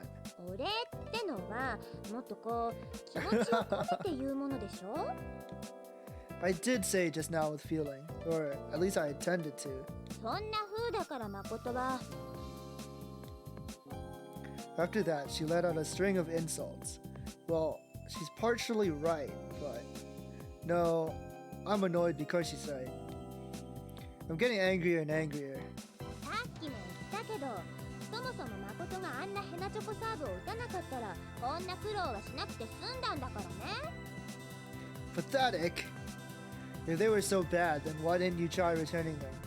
だってあんまりにもヘナチョコすぎたから。やっぱりもう少し手加減してあげた方が良かったのかな。 You're such a... Whoa! What the fuck? Hold on. What the hell? Makoto, excuse me? Chill out. It's just a tennis game. Holy fuck. Okay. You're such a bitch. You think you're so high and mighty just because you won 1 match? I'm sorry. I know. Let's have a rematch. いよ。相手になってあげましょう。Jesus. その代わり、もし私が勝ったら If you win, what? もし私が勝ったら一つだけ何でも言うことを聞くこと。 Yeah, bae. This is lewd. And if I win, もちろん一つだけ何でも言うことを聞いてあげるよ。 I have to win. I have to win now. Anything, huh? Let's do this. Interesting. I'll take on that bet. And so we return to the net and face off again. Yuka's insults, instead of hurting my feelings, have gotten me all fired up instead. It's easy to see why. There's something refreshing about Yuka's blunt and carefree personality. She's the type of girl who I'd say has a candid attitude. おーい、そこのヘナチョコ、早くサーブ打ってよ。 The girl that's brighter than a summer day seems to fit in well with the spring sunlight. I start to think that this seminar camp isn't so bad after all.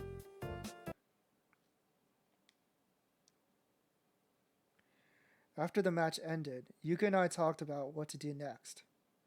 We didn't have enough strength to play another match, but it's too early to return to the lodge.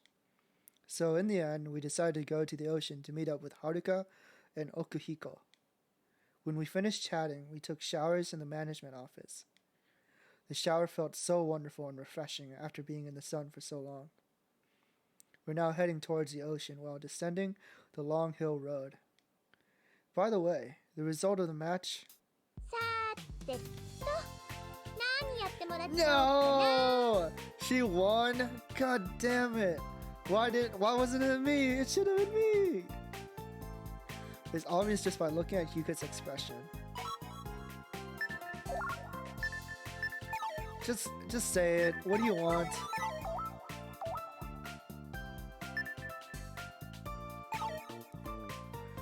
Stop lording it over me and just say it. 別にもったいぶってなんかないよ。真剣に悩んでるの。一つだけしか言うこと聞いてもらえないんだから、できるだけ突拍子もないことをやってもらわなくちゃ。 Craziest thing she can think of. I have a bad feeling about this.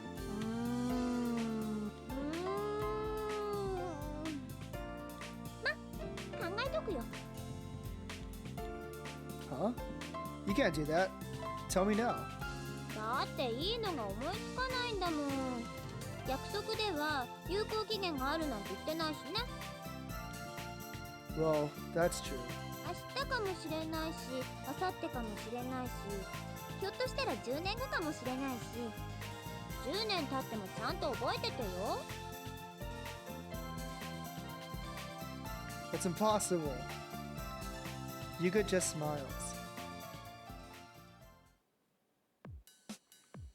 We come out of the forest road and arrive at the coastline. A bit to the west is a small cove surrounded by a rock wall. To the east is a long wide beach with white sand. The small cove is called Princess Beach. Princess Beach? It's just like Death Stranding. I was kidding. While the wide beach is called Moon Beach. We first tried going to Princess Beach. It made the most sense to check there first since it was closer. Just then, 何やってるんだよ、こんなところで。 we suddenly crossed paths with them. It seems they were on their way back to the lodge. Yuka explains that we've already come down this far, so in the end the four of us decided to leave for the shopping district. Well, considering how deserted that shopping district is, leave for might not be the best way to put it. As we talk, Haruka averts her eyes, looking rather bored. She told us she wanted to see the ocean, yet she doesn't seem very satisfied. What did she do there? I listened to Yuka and Okihiko's conversation, while captivated by Haruka's actions. Her soft hair sways in the sea breeze.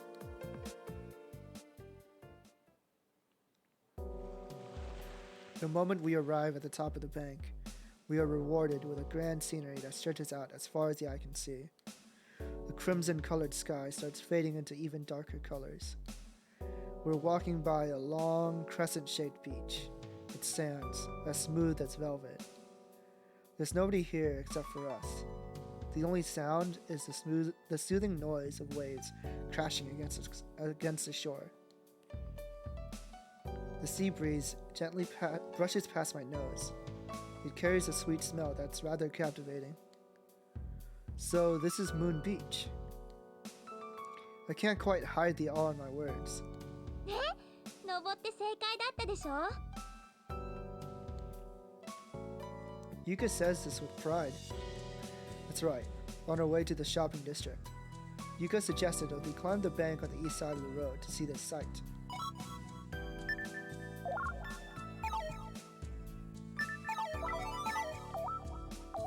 Yeah, you were right.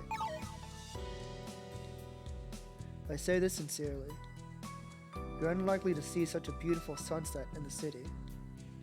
I haven't felt this moved by such a breathtaking scenery in a long time. The distance from the top of the embankment to the sandy bottom is about 2/3 of my height. Despite the height, Yuka easily gets down on the beach. Okihiko and I go after her. Then, at that moment,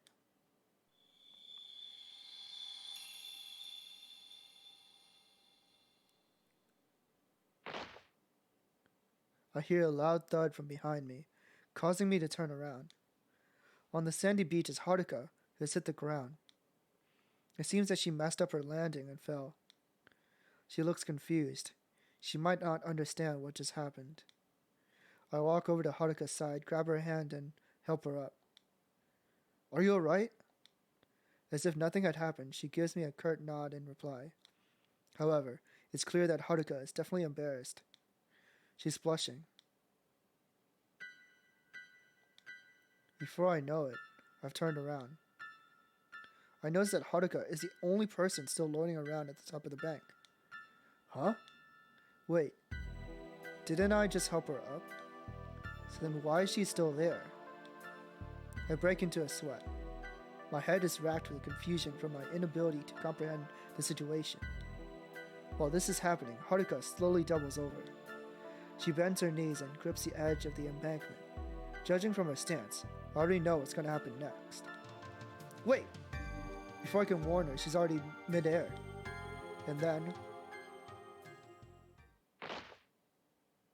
Haruka loses her balance and falls flat onto the beach. A cloud of dust soundlessly stirs up into the empty sky. This scene definitely happened a few seconds ago. Haruka looks confused. I walk over to her side, grab her hand, and help her up. Are you alright? I can't hide my shock. Although Haruka gives a short nod, it's clear she's just trying to cover up her own embarrassment. I notice that she's blushing. As if trying to cover up her trembling, she quickly gets up to her feet and moves past me. For a little while, I stand frozen in place, dumbfounded. Was that deja vu? No. That's the phenomenon where after an event occurs, you're under the delusion you've experienced that event before. But it definitely wasn't like that. I saw Haruka fall before she actually did. I saw myself helping her up before it actually happened too. Then just what the hell was that? I quickly look up to see the red western skies are burning dark red. The waves crash against the shore, bringing with them the echoes of the roaring ocean. Ooh, spooky! こんなところに喫茶店があるんだ。 What the hell was that? Yuka says it's on our way to the shopping district as we walk on a paved road alongside the coastline. I didn't notice it until she said it, but there is indeed a lone cafe erected by the road. It's a 2-story building made of wood, with a blue triangular roof and whitewashed walls. The walls are given a rosy hue by the setting sun gently shining on it. センスは悪くないな。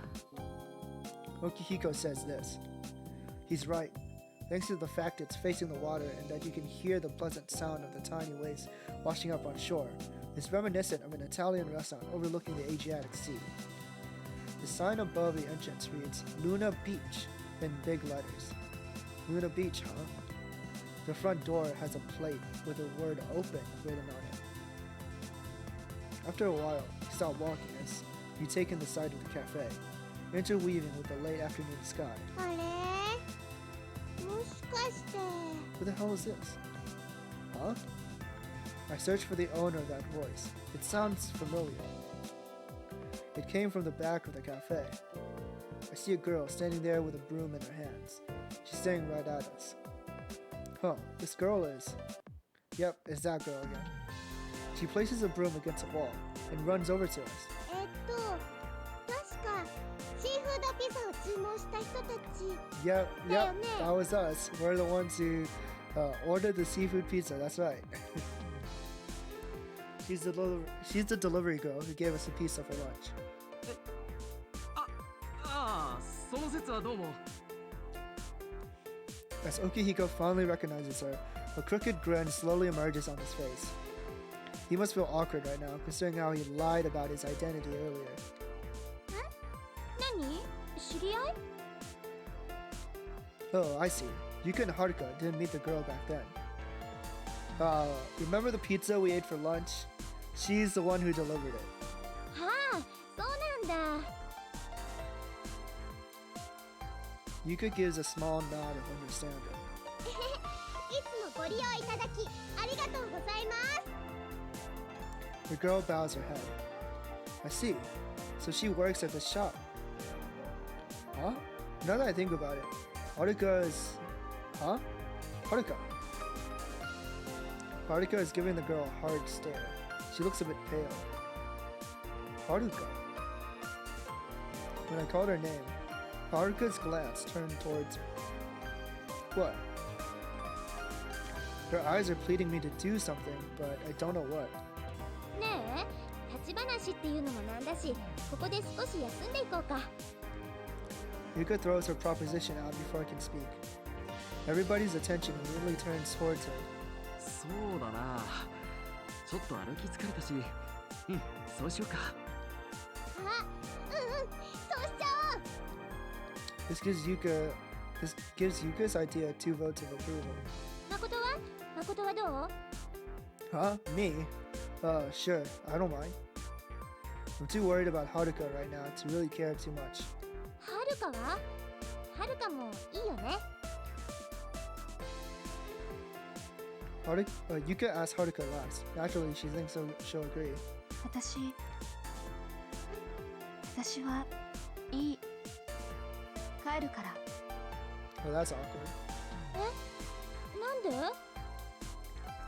Yuka is bewildered by that unexpected reply. どうしたの、はるかちゃん。どこか具合悪いの？ Haruka shakes her head. だったらどうしてだったらいいじゃない理由もないのに一人で別行動させられないよほら一応集団活動中なんだしきっとはるかちゃんも疲れているんだよ。少し休めば気分良くなるって。そうそうねはるか Alright, nice. We convinced her. Finally, Haruka nods, but it seems like she's reluctant. She's just tired. That might be it.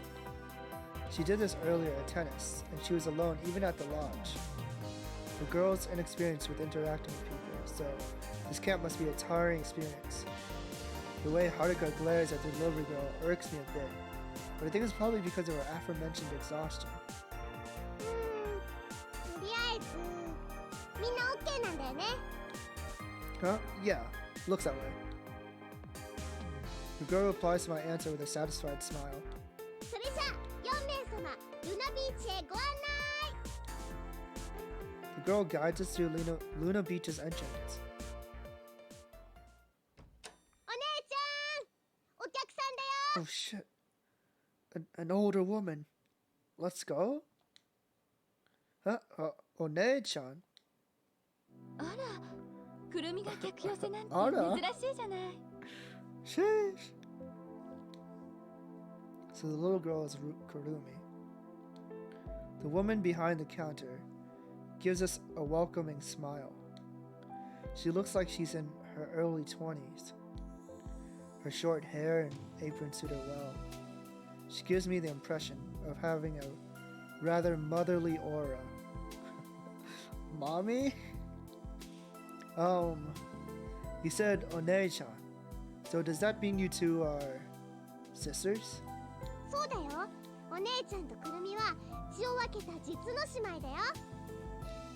The girl called Kurumi sticks out her chest and giggles. I don't know if that's really something to be proud of. Huh?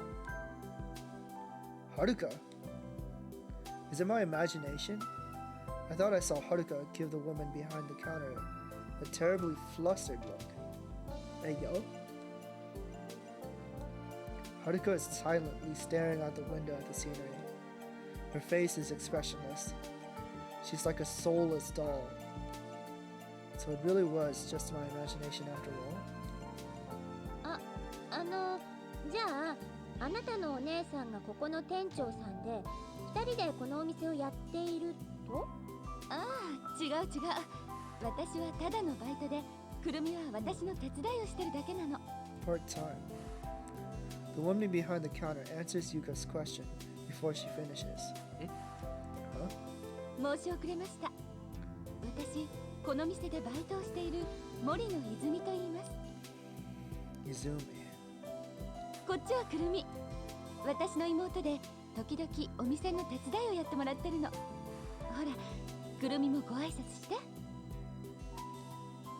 The woman named Izumi urges the girl to introduce herself.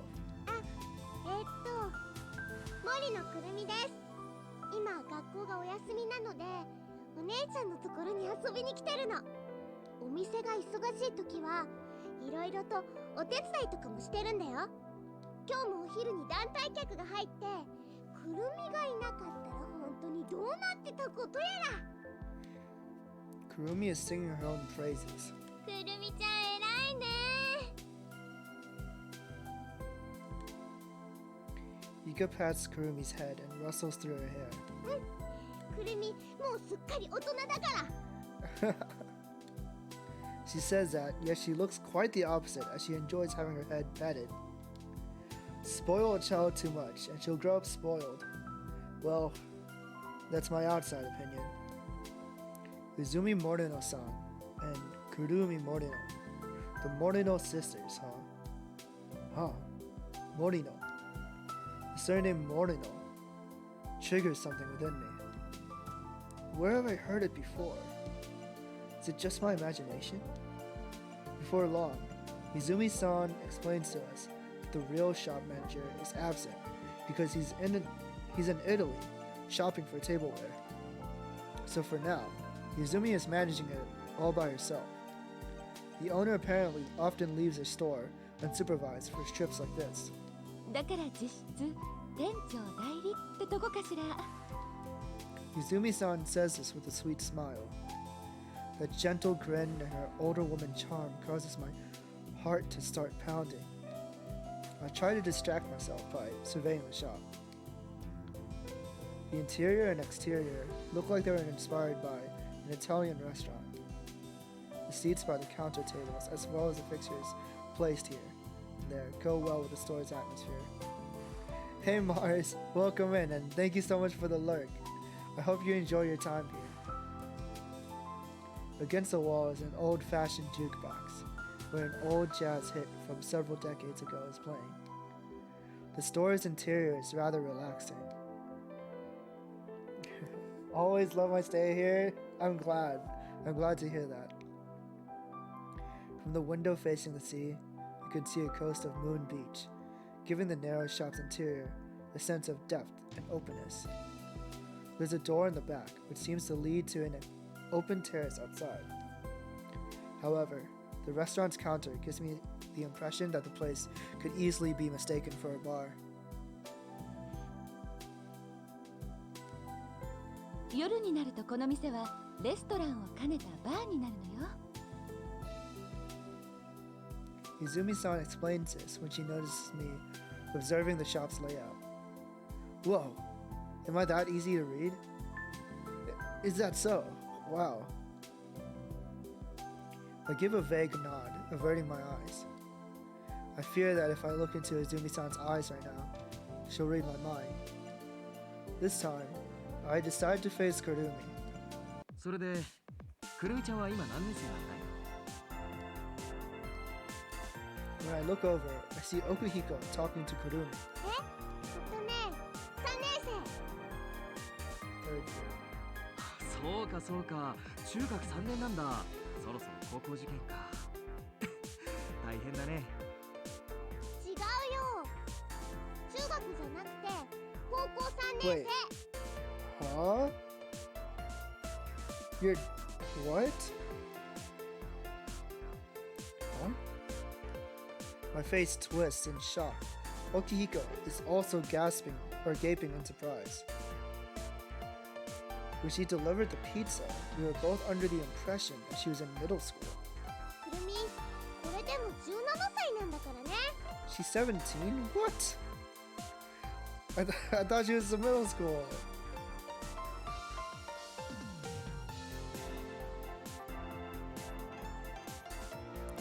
Her cheeks puff out in protest.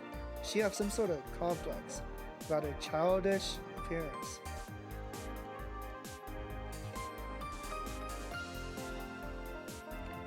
Though she is rather baby-faced. そういうあなたたちは？見たところ大学生って感じだけど。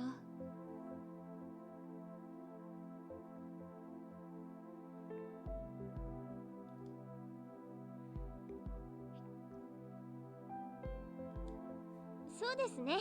私たちもちゃんと自己紹介しないと。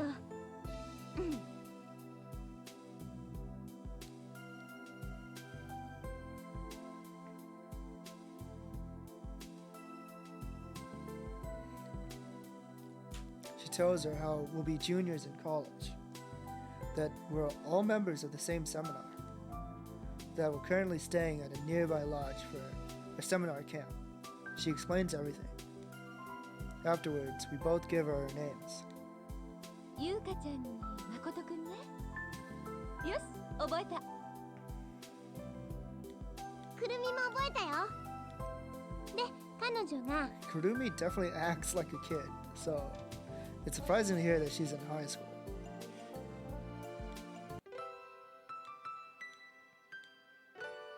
Hey, Haruka. Haruka silently continues to stare at the scenery out the window. 彼女は同じ班のメンバーで樋口遥。 Oh, we never heard her last name until now. 私たちよりも一つ年は下なんだけど、飛び級して同学年になったの。ね、遥。 Oh, smart kid. まあ、ちょっと人見知りが激しいみたいで、こんな風に愛想がないように見えるけど、根はものすごくいい子だから。 Yuka is desperately trying to support Haruka. However, the girl herself shows no sign of entertaining Yuka's whims. そうね、わかってる。 Izumi-san smiles when daunted by Haruka's behavior. It's hard to tell if she really does. 遥さんだね。よろしく。 Kurumi holds out her hand, awaiting a handshake from Haruka. Haruka glances at Kurumi, but turns back towards the window again. 遥？ Despite Yuka's urgings, Haruka doesn't even twitch. Kurumi uneasily pulls back her outstretched hand and scratches her head. Despite Haruka's rudeness, a gentle smile rises on Izumi's face as she looks towards her. The atmosphere is quite the awkward one. で、僕が Okihiko loudly draws attention to himself in an attempt to wipe out the heavy atmosphere. His sudden burst causes all of us, except for Haruka, to turn their attention towards him. Just because he feels left out doesn't mean he has to be an attention whore about it.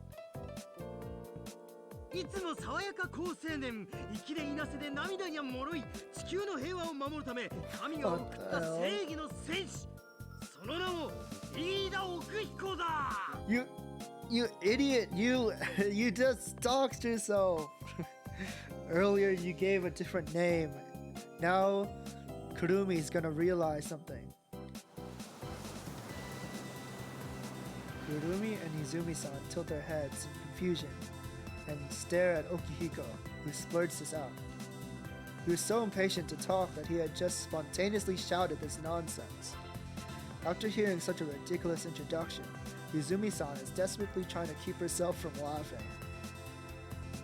However, for some reason, Okihiko's words have left Kurumi dumbfounded. 飯田って Yep, there it is. I'm taken aback by Kurumi's words. Damn it, Okihiko. When you accepted the pizza, you introduced yourself as Asakura. Okihiko seems to have realized this too, as his body stiffens. I'm shocked, speechless. さっきは確か朝倉って。いや、あれは。 Okihiko looks at me. I turn my head away to ignore him. It was his plan. Why should I have to help him? At that moment, the door is violently thrown open. We all turn around in surprise. Who is this? Standing there is a girl with her hair tied up in a ponytail. 朝倉ですけど、責任者の方いらっしゃいます？ Oh my god! This is the worst timing ever. Holy shit. Oh, Okihiko's gonna get it now. The girl scans all of us, even though she's not really that tall. I feel like I'm being looked down upon. はい、私ですけど。 Izumi-san answers with a vacant expression. It's as if she's not intimidated by this rich-looking girl. She's really something. どういうことなんですか？ She suddenly shouts. We're all frozen in place. Perhaps she's realized how uneasy we are, for the girl takes in a deep breath. She seems to have calmed down a bit. 失礼しました。私、朝倉咲と申します。別荘地の朝倉家のものです。 Sakura Saki. So her name is Saki. A summer home, huh? She doesn't just look wealthy, she is wealthy. それは。いつもご利用ありがとうございます。別にいつも使ってるわけじゃないけど。注文したピザ、まだですか？は？何のことでしょう？ Yeah, bae. ピザです。もう何時間経ってると思ってるんですか？何時間ですか？6時間よ、6時間。どういうお店なんですか？ここは。6時間. You waited that long? ずいぶん暇な人種もいるものだな。 Okihiko, you bastard! You're the one who stole the pizza. You can't say that. あなたたちとは話してません。僕も別に君と話しているつもりはないな。 And now I was talking to myself. 私がいいって言うまで話さないで。いいわね。 Huh? Saki gives me a dirty look. In response to that intense glare, I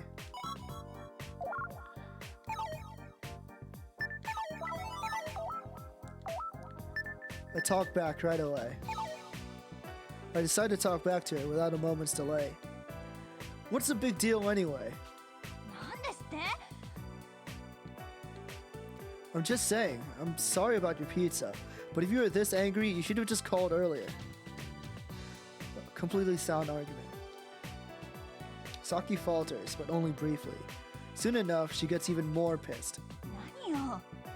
何も知らないくせして。これだからそやな連中とは話がしたくないのよ。いい？さっきも言ったけど、あなたと議論する気はないの。今用があるのはこの店の責任者だけよ。 Whatever I say is probably useless. Time to put an end to this pointless debate. Yeah, I get you, but you shouldn't be so rude, shouting like that towards strangers. Ha, there. I won't give in to any sort of upper class repression. And besides, those were my honest feelings. If she just shuts up, then she might even pass as a fine young lady. Whether she's regained some of her composure or not, she seems to have decided any further argument is pointless. She settles on giving me one last angry glare before moving towards the counter. Giving me a brief glance, Yuka takes a deep breath and stares at Saki. She looks surprised. I hear Okihiko snort as if to say, Saki doesn't seem very pleased by my words. Naturally, Haruka has been looking downward this whole time. Just what is going on? So that's the reason for that CG. I saw this in the OP. Her little pointer finger also has a face, which is really cute. Saki immediately leans her body forward on the counter. It looks like she's gonna continue nagging Izumi-san. で、6時間も何してたのかしら。待ってましたよ。6時間も？まさか。私だってそんな暇じゃありません。Izumi-san is trying to be polite, but her tone is, how do I say it, listless. Anyway, her words only seem to fuel Saki's irritation. 私だってそれは言ったわよ。ええ、あるものだけで我慢ねって言ったわよ。けど私がピザ頼んだのちゃんと分かってるのよ。言葉が通じなくても。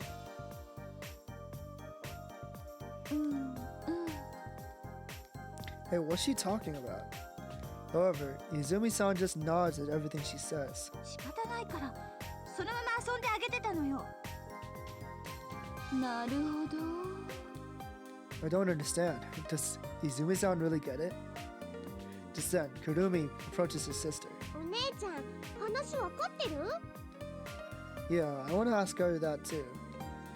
Izumi-san whispers back to Kurumi. いいのいいの。こういう時はあれなんだから。え、何の話？仕方ないから What's この that? まま聞いといてあげるの。こういうタイプは喋りたいだけ喋れば帰るんだから。それまで我慢。 God damn. That's one way. Yeah. Usually when someone like this gets mad, I just let them get their words out. Eventually they'll tire themselves out. There's no reason to debate. I see. That's quite an impressive way to handle it. どうして我慢なんかしなくちゃいけないの？だってこっちが配達間違えちゃったんだから。くるみちゃんと届けたよ。 Rumi, you did not deliver it. 大声出さないの。くるみが間違えてなきゃなんでこうなるの？ひどい。お姉ちゃんくるみのこと疑ってたの？けど届いてないって言うんだから。届けた。くるみ、朝倉さんに届けたんだから。I suddenly realized what's going on. It was the pizza from lunch. He didn't realize until now. Kurumi has said she was bringing it to an Asakura-san. And then, Okihiko. I look at Okihiko. The guy looks antsy. He must understand what's going on as well. At that moment, Saki strikes the counter. 私がいいって言うまで話さないで。くるみ絶対朝倉さんに届けたもん。 She points towards Okihiko. Okihiko instantly turns his head away, as if to say, oh crap. ちょっとどういうことなのよそれ。 Saki glares at Okihiko. Okihiko abruptly stops in his tracks. It seems like he was trying to run away. I'm not covering for Okihiko.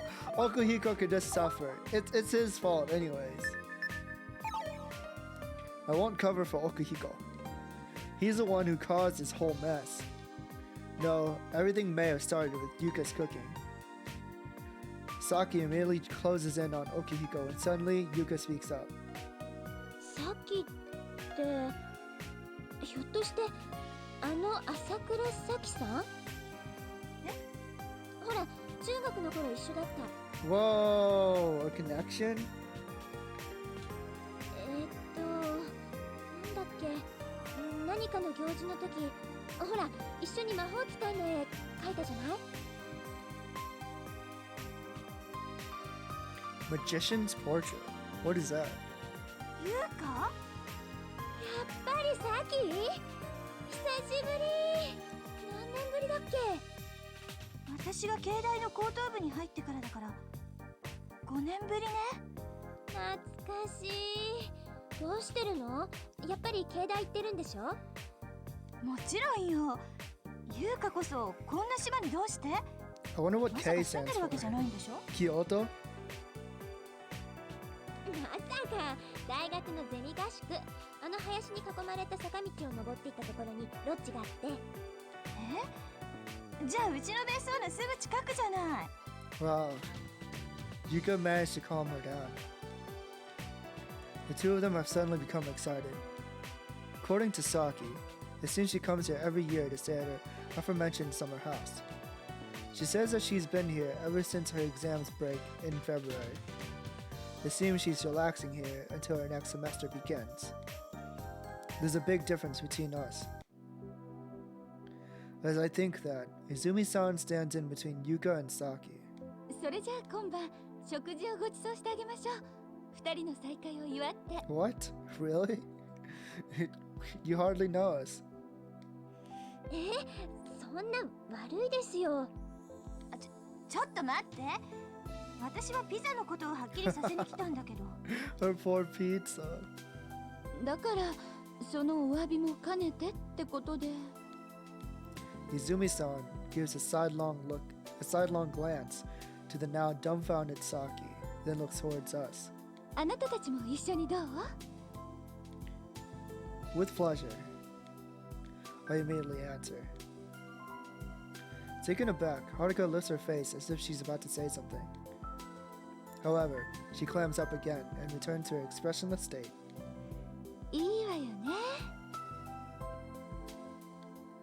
なんだかロッジに帰ってから準備するのも面倒だったし、嬉しいです。ね、さきもいいでしょ？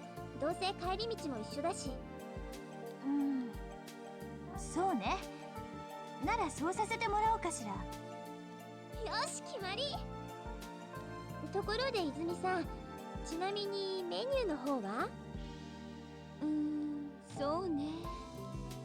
Her face briefly wavers, but then immediately regains its shine. パエリアとイタリアンサラダ、それとパンプキンスープもつけちゃおう。Paella. Pumpkin soup. Making paella will be impossible. I blurt this out unconsciously. What? 無理？ Why? ひょっとして私の腕を侮ってる Oh の？ no. Huh? No way. I would never do that. じゃあなんで無理なの？ Because you're short on rice, right? Wait, how do I know that? え？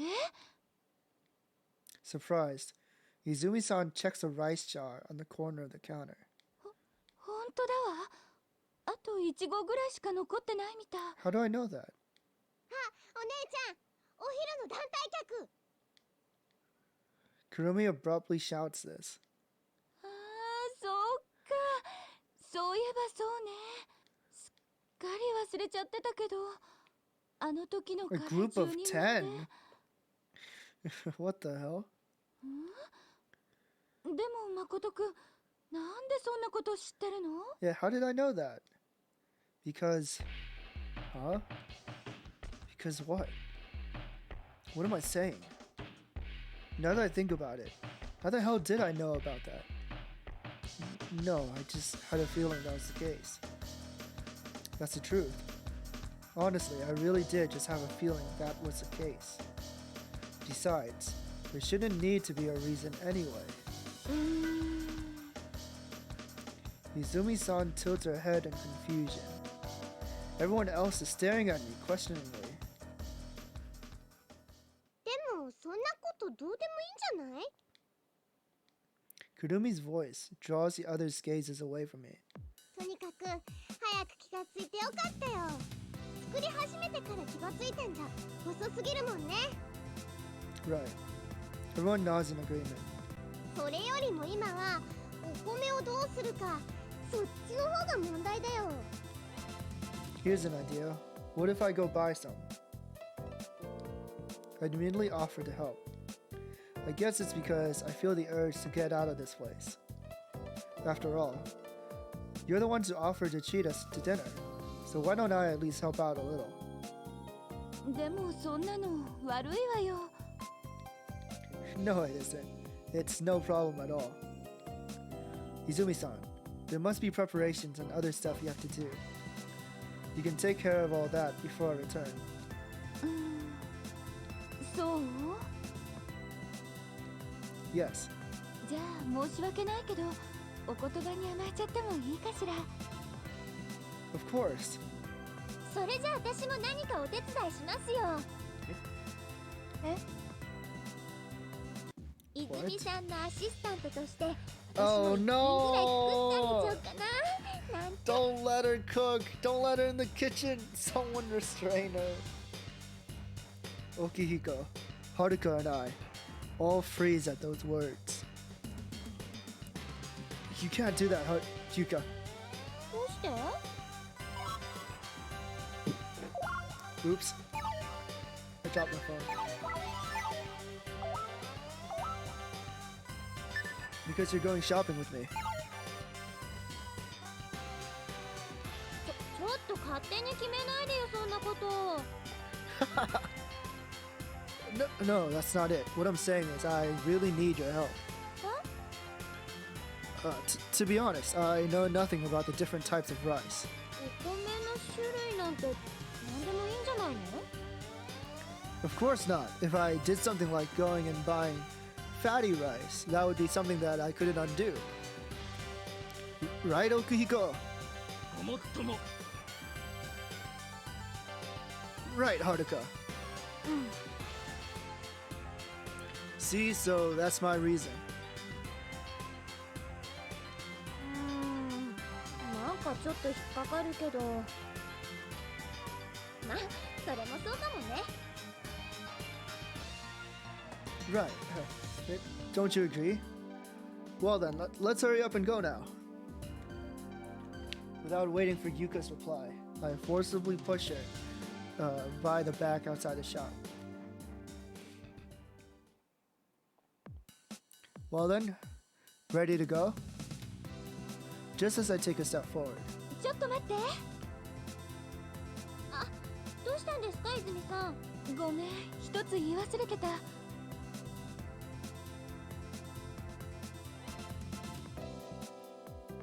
お店の脇に自転車が置いてあるから、それ使って。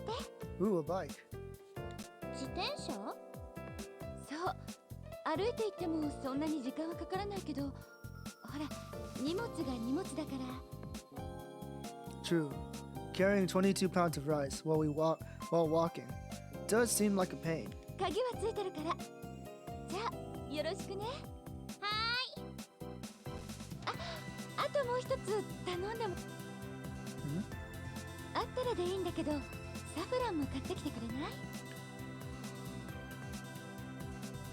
What's saffron? パエリアに香りと色をつけるための調味料だよ。 Huh. I'm surprised that Yuka, out of all people, would know something like that. オッケー、わかりました。それじゃお願いします。 Somehow, Izumi-san seems to be the type of person who can be a little forgetful. That's what I think. それともう一つ。 Again? The eastern skies are completely engulfed in twilight. Though my cheeks are being chapped by the cold wind, I don't feel very cold since I'm pedaling. I take in the fresh evening air as I pedal leisurely. ね Yuka's voice pipes up from behind me. え、本当はなんで知ってたの？ Huh? No what? もうしらばっくれちゃって。 Yuka is riding on the bike's luggage carrier, her legs dangling off from the side of the bike. Instead of clinging to my back like I expected, she instead held on to the edges of the luggage carrier. Is this safe? Who am I kidding? Only girls in fiction do something like that, right? Damn it. あのお米のこ Is と that real? なんで知ってたの？ You mean they don't hold on to you while you're on the bike? Come on. Don't know. またしらばっくれる。 No, I seriously don't know. I'm wondering that myself. 第六感ってやつ？ Huh? ひょっとして実は透視能力があるとか？ X-ray vision, huh? It feels completely different from that. If I did have X-ray vision, then there would have been no need to look inside the rice bin. Besides, I can think of much more interesting things to look through. 別のところ？ Hey! Damn it! That's not how X-ray vision works. If you use X-ray vision in real life, you would only see people's bones. Yuka slaps the back of my head in jest. This is sort of playing out like a scene in a slapstick comedy. じゃあさ、こういう可能性は？泉さんが後でお米がないってことに気づいて慌てふためくみたいなことを I like how 男は前から Yuka is the one 知ってい who's た trying to like give an excuse for the reason that I knew. つまり予知能力。 The power to receive premonitions. So far, that sounds somewhat likely, considering the stuff that's been happening recently. Just then, a memory flashes through my mind. It was when Haruka fell on Moon Beach. It's true that I did see Haruka fall down before she actually did. I knew it was going to happen in advance, but it couldn't be. なんてね、そんなわけないか。 Huh? さあ、そろそろ本当のわけを喋ってもらいましょうか。 I told you that. After that, Yuka kept badgering me about it until we entered the shopping district. I didn't have an answer for her. How was I able to do those things? お米とサフランと生クリーム。これで全部だよね。 That was fast. Currently, Yuka is checking the contents of a large grocery bag on the ground. Right, Uzumi's last request was for fresh cream. Sheesh! What type of cafe doesn't stock up on fresh cream?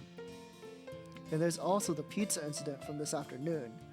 That shop has quite the sloppy business policy. それじゃ戻りますか。 Yeah, everyone's waiting. I cram the groceries into the bike's basket. The front wheel bends horribly from the weight. I'm now regretting this. What, you may ask? Bringing Yuka along. She doesn't weigh much, but those 22 pounds of rice sure do. My thigh muscles are burning. Is this much pain even normal? 頑張って。 Yuka fat? No, just kidding. Yuka calls out from behind me. So damn heavy. Should I say that? I kind of want to, just because I think it would be funny. So damn heavy. 私そんなに重くないよ。失礼ね。 This is how you strike out, bros. No, it's not like that. As I try to explain myself to her, I see a rock on the road. Whoa! I abruptly turn in an attempt to avoid it. I try to turn the handles, but the rear wheel slips and collapses from the pressure as we dangerously swerve. もう危ないな。しっかり運転してよね。 When she says this, Yuka wraps her arms around my back. Let's go! We're in, boys. I feel two soft objects bulge against me. Hey, yo? My whole body then burns up with extreme heat. Sheesh. Damn, there's no CG for it. I wish you got a CG for that.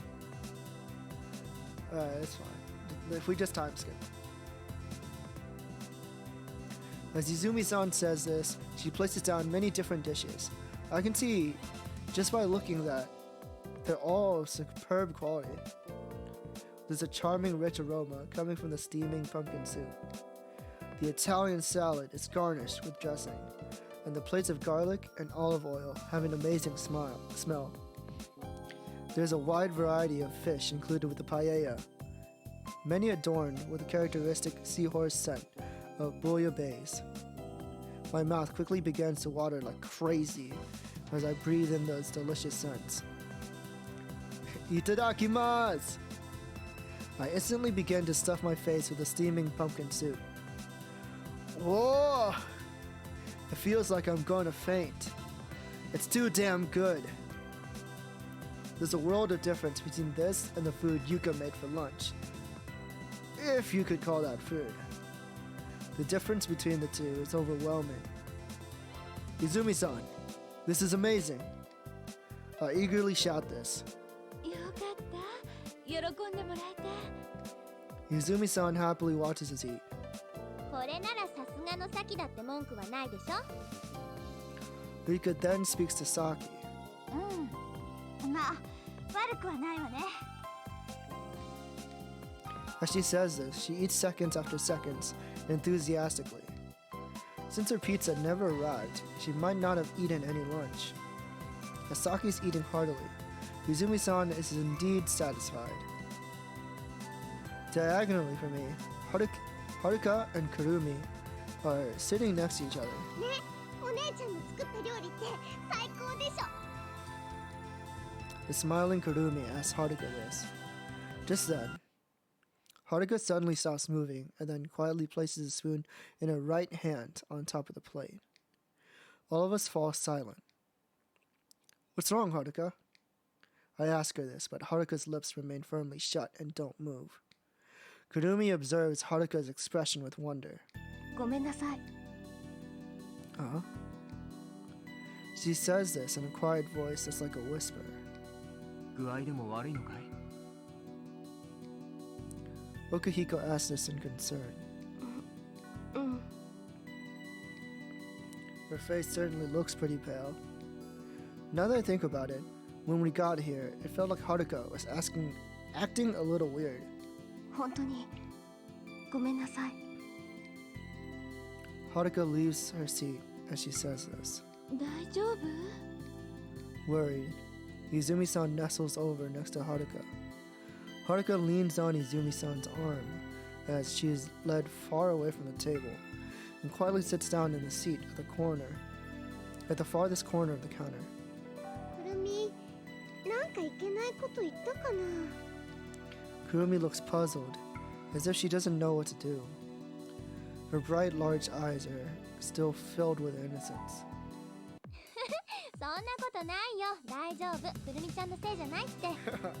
Leave it to Yuka to change the mood. Yuka's gentle voice dispels the gloomy atmosphere for the time being. We return to sitting around the huge table, fully enjoying our wonderful dinner. Haruka has also calmed down and is now sitting in her original seat. Izumi-san clears everything away when we finished and serves us some after-dinner black tea. 紅茶の数足りてるよね Izumi-san makes sure we all have teacups. Just then, 本当に申し訳ないな Okihiko says this. It doesn't seem like there's much shyness in the way he said that. ところで泉さんさっきは確かこんなことを言ってましたよね夜になるとこの店はレストランを兼ねたバーになる言ってたけどそれがってことはひょっとして今日は僕らのために特別に早く店を閉めてくれたんですか Now that he mentioned it, it's right. In the time it took us to eat, there hasn't been a single customer. Then, does that mean you reserved the place just for us? 違う。 Huh? 今だって全然営業中だってば。うちの店ではこれが普通なの。 Really? You guys don't have customers? つまり開店休業状態ってこと。 That's awful. まあ夜はね。夜はって今だってあんまりお客さん来ないじゃない。まあシーズンオフだからね。Izumi-san doesn't look too happy to admit it. でもこの味で繁盛してないっていうのもなんか不思議な気がするけど。 That is strange. みんな通られちゃうんだよ、すき家に。 What's Sukiya? 好きや Sukiya. ほら、ここからでも見えるでしょ、あのでっかい建物。 Looking in the direction Kurumi is pointing, you can see a brightly lit white wall structure in the darkness. あれがすき家ホテル。この店の商売敵ってわけ。見た感じは豪華に見えるけど、実は結構庶民的なホテルなの。最上階にある展望レストランはどこよりも断然値段が安いし、それに見晴らしも最高で。 What? Really? A restaurant that's cheaper than here? だけど品がないわね。 No dignity. Saki boldly states this. ここの景観と全く合ってないもの。ただケバケバしいだけで。ああいうのを虚飾っていうのよ。 Affectation? What's that? でしょ。そうなのよ。さすがさきちゃん。見る目あるね。Izumi-san's kind of bold. Izumi-san showers Saki with praise. いや、だからって私は何もこの店を弁護して言ってるわけじゃないからね。 However, it's obvious she's lying. She dislikes being agreed with, so she's denying it. She's definitely just the kind of person who says the opposite of what she means. So tsundere. Izumi-san smiles cheerfully as her hands fiddle with a teaspoon. She seems to understand the true meaning behind Saki's words. それに温水プールだってついてるんだから。 They got a pool? Kurumi seemed to be the only one serious here. Immediately after hearing that random statement, we all spontaneously laugh out loud. Then let's sneak in and check it out. To tell the truth, I was the one who said that as an icebreaker. Nearly everyone agrees, but there's still one person who relentlessly protests. ほら、もう見たでしょ。早く戻ろうよ。 Wait, we actually snuck in? What the hell? We just straight up just snuck into the pool that easily? Izumi-san's hesitation is a little surprising. Then again, I'm also surprised that the others all agreed to this. I only meant that the proposal as a joke. Even so, to think we'd actually be doing this. なんか思ったよりも楽勝だったね。 Yeah, a lot easier. Yuka says this. Although she's whispering, I can tell she's excited. Well, what did I tell you? I respond proudly. This pool doesn't have a fence.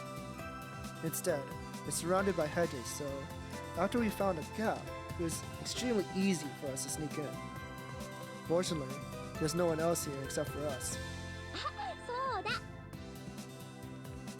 Yuka's voice rises, as if she's thought of something. Huh? 水着持ってこよう。 What? だってせっかく侵入に成功したんだもん。泳がなくちゃもったいないでしょ。じゃあ私ロッジに帰って水着取ってくるから、みんなにそう伝えといて。Swimsuit time? Hey, Yuka! Wait! Yuka leaves the pool without hearing me. I'll go back to the lodge. Easier said than done. I think a round trip will nearly take an hour. Does she think we're just going to stay here that long? Man, that Yuka, she's so selfish sometimes. As I'm thinking, Saki comes over. Suddenly, she starts talking to me. 所詮日本のホテルなんてこんなもんよね。 Huh? ここの経営者は分かってないのよ。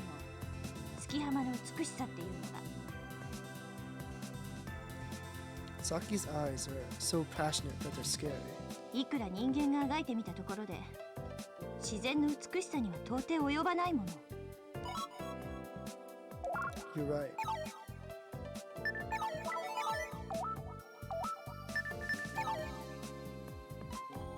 For the time being, I'll agree with her. そうでしょ。こんなもの単なる俗悪な娯楽施設よ。誠くん分かってるじゃない。Satisfied, Saki leaves me with those words. However, the truth is, I can't really sympathize with her. All I can think of is how romantic this is. Quite uncharacteristic of me. By romantic, I mean the pool. The lights at the bottom make the water look like it's glowing. The scattering bundle of lights that shine to the sky from the bottom of the pool make it closely resemble the gates to heaven. The tips of light passing through the water are like a dazzling, expanding country of light. ま、こういうのもありか。 Okihiko suddenly appears and says this, but he speaks in a somewhat affected tone. Thanks to that, I am brought back to reality. ね、くるみの言いたかったこと分かってくれたでしょ。 This time, Kurumi speaks. I respond to her question with a smile. Wait, where's Haruka? Glancing around, I quickly spot Haruka. She's sitting alone by the poolside, dipping her feet into the water. Every time she moves her slender legs, she creates tiny ripples that spread. The flickering, wavering light reflects and shines on Haruka's entire body. I slowly walk towards her, as if I'm being drawn in. I say nothing, and suddenly sit down next to her. With the exception of the sound of splashing water, we are wrapped up in stillness. もうほらおいでってば。ちょっとくるみ、大きな声出さないでよ。 On the opposite side of the pool, the two happy sisters are playing together. As I think, the gentle evening breeze brushes against my skin. It's filled with the scent of spring. And Haruka, her nearly transparent figure, bathed by the pale light, is beautiful.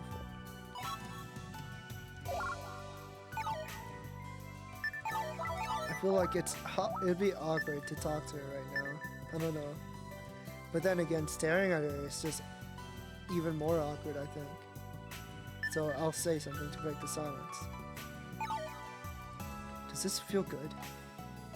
I ask this as I glance at her tiptoes, soaked in the water. Is Makoto a feet guy? Not like this, dude. No, bro. With that one word, my heart tightens up. Up until now, there hasn't been a single ounce of warmth in her voice. This might be the first time I felt something like this from Haruka. I don't know why, but my heart is filled with emotion. When I realize my mind is in a flutter, I turn my gaze across the water's surface. The shimmering lights dance before my eyes, blurring them. The swaying water makes me dizzy. The country of light feels like it could swallow me up at any time. My field of vision slowly begins to grow hazy. A drifting sense of fatigue wraps up my body. My consciousness becomes faint. Just where am I? Suddenly, I come to my senses. On the opposite side of the pool, Izumi-san and Kurumi are still playing with each other. こら、いい加減にしないと怒るわよ。ここまでおいで。 Kurumi stands close by the pool's edge, egging Izumi-san on. Izumi-san, trying to catch Kurumi, begins to carefully close the distance between them. Soon enough, ほら、捕まえた。 Izumi-san fondly grabs Kurumi by her sleeve. Just then, at that exact moment, the ground suddenly begins to shake. The calm surface of the water is disturbed by ripples that begin to violently form. The bundle of light that shatters into pieces as it scatters out in all directions. By the time I notice it, it's already too late. The giant sheet of water shoots up as Izumi-san falls into the pool. Only Kurumi remains on the pool side, looking like she's sacrificed Izumi-san to save herself. Is this what you'd call determination? Izumi-san's face, sticking out of the pool surface, has an expression like that of a scared, stiff little kid. Suddenly, I come to my senses. On the opposite side of the pool, Izumi-san and Kurumi are playing with each other. What? こら、いい加減にしないと怒るわよ。 You can stop this. You can save her. Come on. Move it, Makoto. Move it. ここまでおいで Kurumi stands close by the pool's edge, egging Izumi on. It's happening again. I understand it now. This is the same thing that happened earlier. It's the same thing that happened when Haruka fell down on Moon Beach. As I'm thinking all of this, Izumi-san began to carefully close the distance between her and Kurumi. I quickly call out to her. Don't do it, Izumi-san! Izumi-san glances in my direction. However, soon enough, she looks back at Kurumi, her legs still in motion. Izumi-san! Kurumi! I try raising my voice even more, but it doesn't seem like either of them can hear me. This isn't working out. I have to give them a more general warning. With that, Izumi-san, an earthquake's coming. Try shouting. Hearing my words, Kurumi turns towards me. But by taking that chance, ほら、捕まえた。 Izumi-san fondly grabs Kurumi by the sleeve. I already know what's going to happen. The ground shakes, the pool ripples, and the lights fly around in random directions. By now, it's too late. A giant sheet of water shoots up as Izumi-san falls into the pool. Her face emerges from the pool with a frightened look on it. Absolutely nothing has changed from what I saw. Soon enough, the ground calms down. The surface of the pool is once again still. Izumi-san has climbed out of the pool and is completely soaked from head to toe. The completely dry Kurumi and the utterly soaked Izumi-san, the sisters stare at each other's faces. And suddenly, they begin to laugh. Their happy laughter feels like a testament of their relationship. Those two continue to laugh with no signs of stopping. Oh, brother. I let out a sigh and face the other side of the pool. If they continue like this, their laughter may reach the sun. Their two voices reverberate off the wall of the hotel, resounding louder and louder. As a result, we soon hear a security guard shouting as loud as thunder. Uh-oh. Did we get caught? We all ran away, back to Luna Beach. April Fools. In the half hour we've been here, I've been thinking about that this whole time. Haruka falling down on Moon Beach, the shortage of rice, and this time, the earthquake and Izumi-san falling into the pool.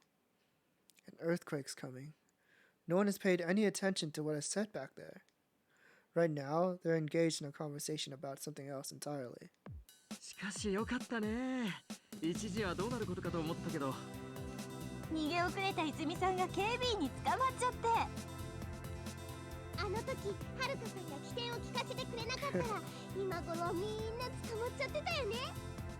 まさか警備員の帽子を取ろうなんて誰も考えつかないもんな。それよりも帽子の下が実はカツラだったなんて普通は気づかないわ Poor よ。security guard. それをはるかさんがプールの真ん中に放り投げて。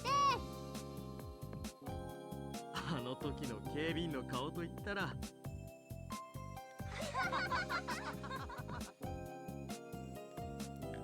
Haruka is trying very hard not to get flustered, but her face is clearly starting to flush. Just then, あれどうしたの誠くん。 suddenly, Saki says this, having noticed my change in behavior. No, it's just... なんか考え事でもあるの？ I guess you could say that. How do I put this? Earlier, I experienced an unusual phenomenon. 奇妙な現象？ How do I explain it to them? I'll just tell them straight up. If I had to put it in a word, it was a premonition. I simply tell them this.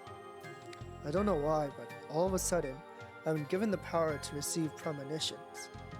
No matter how I think about how to explain this phenomenon, the only way I can think of is how to express it. Express it is, I've been given the power to receive premonitions. Okihiko jeers at my claim. Right, I said it earlier, didn't I? Before Izumi-san fell into the pool, I said, an earthquake's coming. ああ、そういえば。 Did no one notice it? Also, this afternoon, I somehow knew that the shop was out of rice. If I didn't mention this before, but I also knew that Haruko was gonna fall on Moon Beach. おいおい、冗談のつもりかい、石原。 Okihiko looks at me with a sharp, piercing glare. それとも僕らを騙そうとしてるのかな。 You idiot! Why would I want to do that? 得になるからこそそんなたわけたこと言ってるんだろう。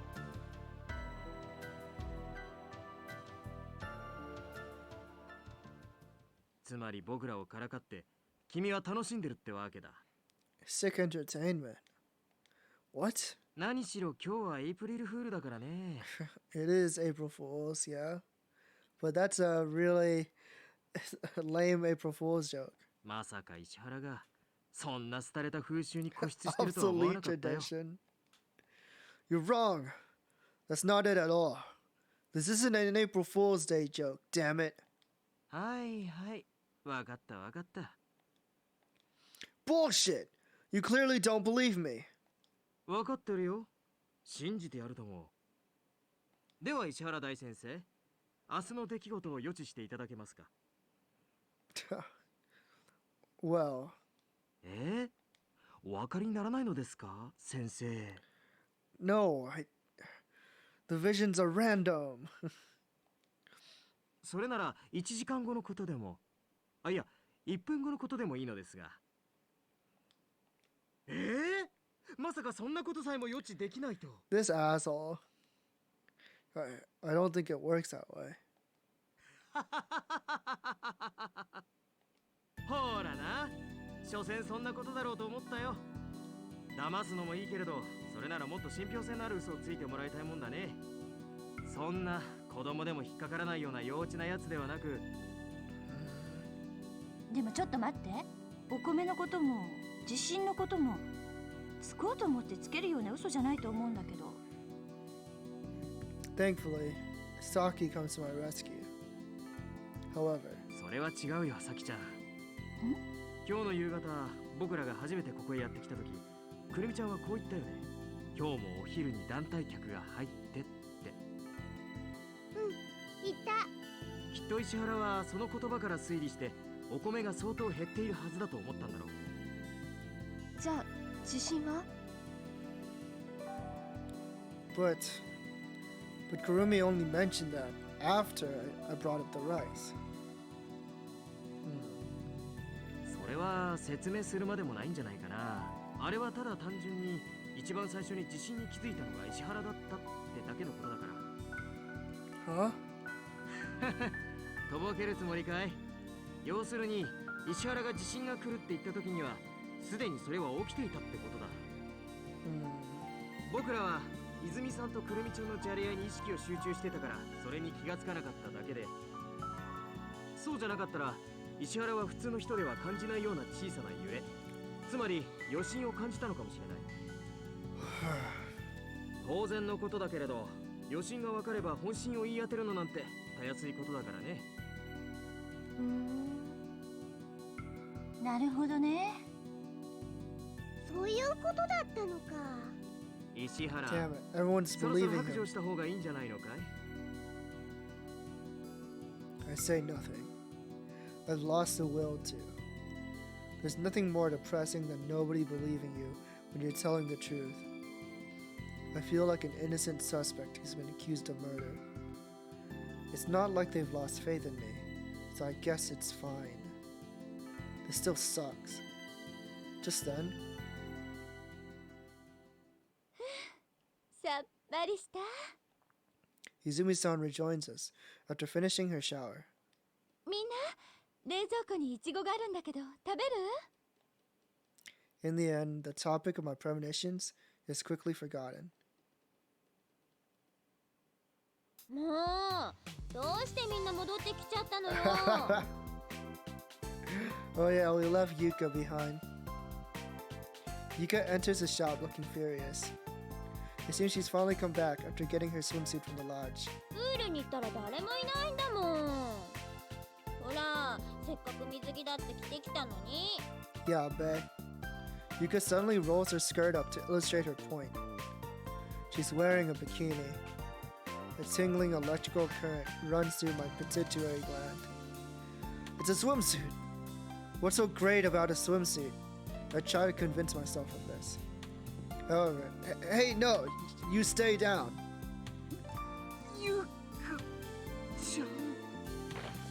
As soon as Okihiko says this, blood pours from his nose.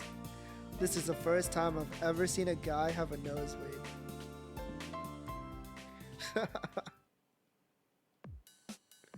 After that, we talk about many things. We're all chatting like the best of friends despite it only being our first meeting. After listening to everyone's fun stories, I've slowly stopped worrying about my premonitions. さあ、それじゃあそろそろ帰りましょうか。 Saki brings us up as the conversation dies down. 泉さんは私たちみたいに暇じゃないんだから。だけどこのお店、明日はお休みなの。 Huh? Really? 火曜日が定休日だから。 Closed on Tuesday. あ、それならこういうのはどう？明日ここにいる7人みんなでさっきのプールに行ってみるっていうのは。Yuka really wants to wear a swimsuit. 私、プール行きたい。 First one to agree is Haruka. That's a rare sight. いいこと言うじゃない、優香。 Saki also seems eager. 誠は？ I don't really care, so sure. I don't have a reason to oppose this. It's only natural, but if we're going to the pool, then everyone will likely be in their swimsuits. That's an opportunity simply too tempting for a guy to pass up. He's right. 奥彦くんはどう？悪いけど僕は辞退させてもらうよ。朝ダイビングをする予定なんだ。What are you, gay? No, I'm just kidding. I'm just kidding. Why would he miss this? All the girls are gonna be in their swimsuits, you idiot. You fool. You buffoon. ダイビング？ Diving? ああ、商店街にスキューバの道具を貸してくれるところがあるらしいから。それは無理よ、奥彦くん。 Wait, why not? どうしてですか？ライセンスならちゃんと持ってますよ、僕。そうじゃなくて、明日は波が Oh, 高いから。 okay. A storm or something? 波が？そう、南の方に季節外れの熱帯低気圧が来てて、明日からうねりが高くなるらしいの。漁師の源さんが言ってたことだから間違いないわ。沖の方が荒れてるから漁に出れないってぼやいてたもの。それに今回の低気圧、移動速度が遅いから1週間ぐらいはダメかもよ。Hey. そうなんですか？ Izumi-san slowly nods. はあ、楽しみにしてたのにな。ま、それなら仕方ない No か。 diving for a week. 僕もメンバーに加わることにするよ。Okihiko reluctantly agrees. くるみちゃんはどうかな？くるみは…くるみもプール行く。くるみ？ Izumi-san looks at Kurumi. For a split second, her eyebrows narrow. Is it just me, or does she want to say something? それなら私も一緒に行かせてもらおうかな。よかった、これで決まりだね。 Yuka's in a very good mood. じゃあ明日ここに迎えに来ますから。今日のところはひとまず帰ります。それじゃあ気をつけてね。 We say goodbye to Kurumi and Izumi-san and then leave Luna Beach. We decide to walk down Moon Beach instead of the paved road. As I am the last one to leave the shop, I follow the others from behind. At the head are Yuka and Saki, who are talking about stories from their past. Okuhiko, true to his skirt chaser nature, looks at Haruka's face again and again while attempting to strike up a conversation. Just then I stop walking. At the beach, I come across a group of lights coming from sea fireflies. Every time the waves break, the blue lights, brighter than neon, begin to casually extend seawards. The moonlight sways on the surface of the charming Black Sea. The blue light's boisterous dance and the swaying moonlight. That romantic scene takes my breath away. The sea breeze is warm, atypical for a night in April. I feel like I could watch this forever, but as I'm staring, the others are getting farther and farther away from me. As I stare at the sea, I start walking again. Several steps later, another source of light shines into my field of vision. It's a cold, stinging light. What is it? I stagger towards the source of the light, as if it's inviting me. It's lying on top of the wave-soaked sand. I lean down and pick up the light. Is that...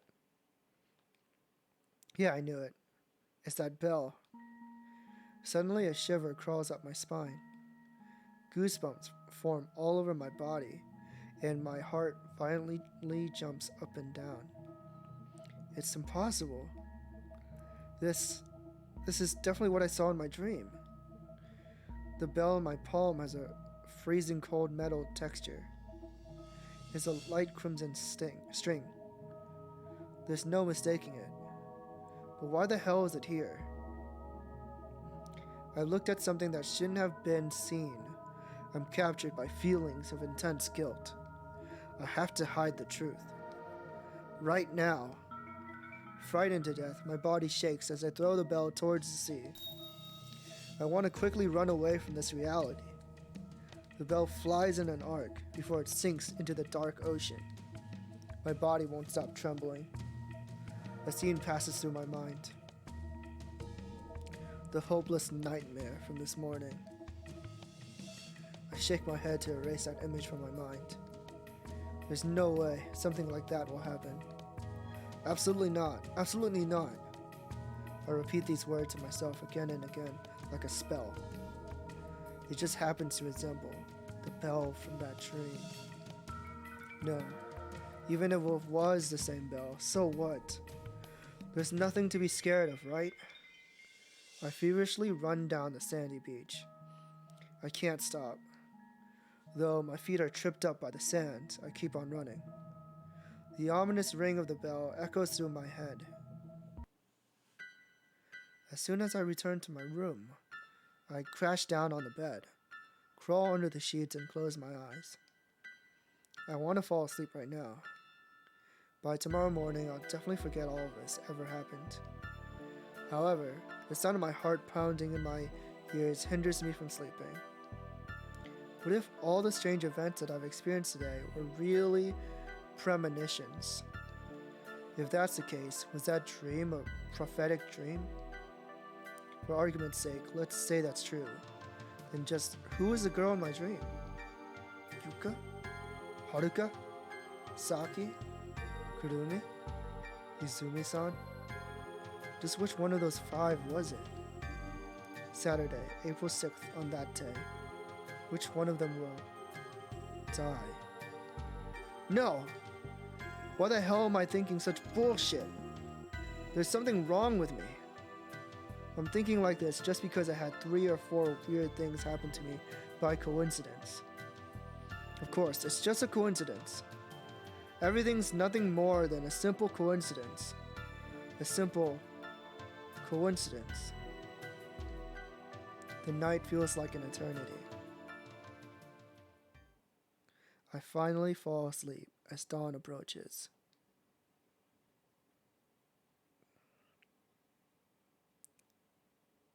Second of April, Tuesday. Day at the pool. Alright. this looks like a good place to stop. And of course, we're still on the common route. Nearly 3 hours in. I'm actually not sure like how long this story is, or this game is, but so far it seems, very typical Uchikoshi stuff, right? It's like, whatchamacallit. Well, it's like most VNs, right? The beginning is like a slice of life feel. It kind of like draws you in, right? There's a few like strange, sci-fi related things happening, but you're not quite sure exactly like what's going on yet, right? It's very ominous. I'm excited to explore more. Definitely gonna be playing this next week. I don't know when though. It might be the same day, it might be not. I'll think about it. Let me move over to chat screen. Here we are. And let me pull up my schedule.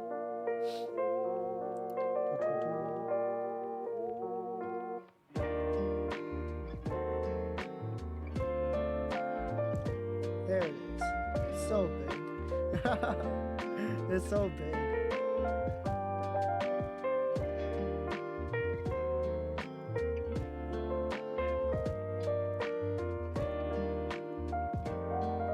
Here we go.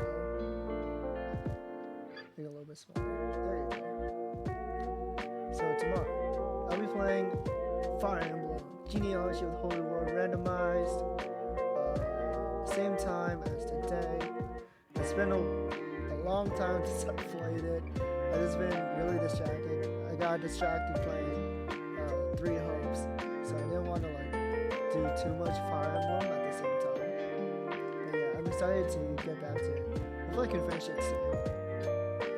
I'll take a break on Saturday, and then on Sunday I'll be doing Kimo's Back to Sleep, Critical Mode, no randomizer, because it was so buggy the last time I tried it.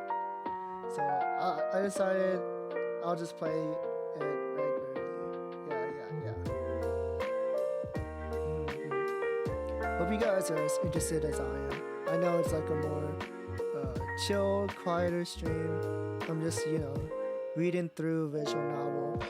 But hope you guys still had like at least a comfy time, right? Let me go ahead and find someone to raid. Let's see who's on right now. Oh shit, Iron Mouse, let's go. No, I was kidding. Maybe I can find someone who's like also doing like a chill stream and throw you guys over there.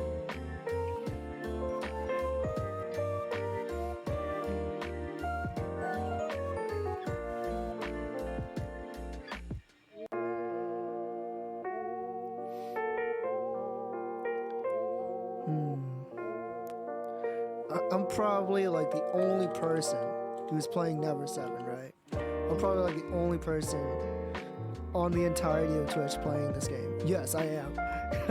I was like, if there's someone else, maybe I could raid them. That'd be fun, right? But no. I'm the single only person. Let's see.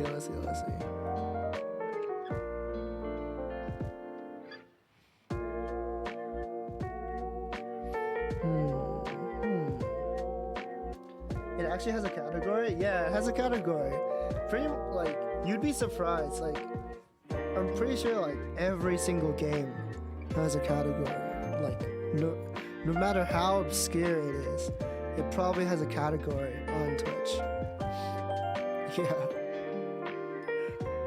I was kind of surprised to see it too, but also at the same time not surprised, because I've seen like so many categories for things that I expected to not have one. You know what I mean?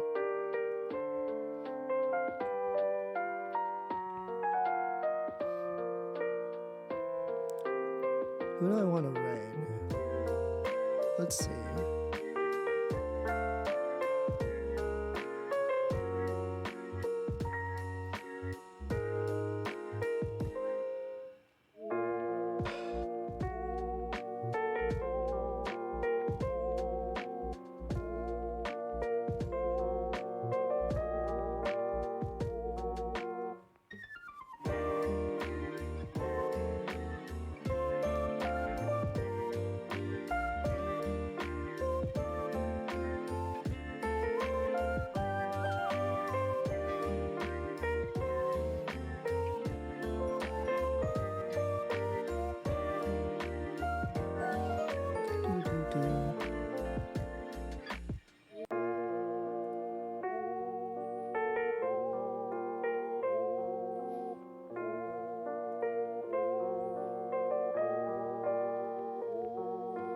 Yeah, apparently today is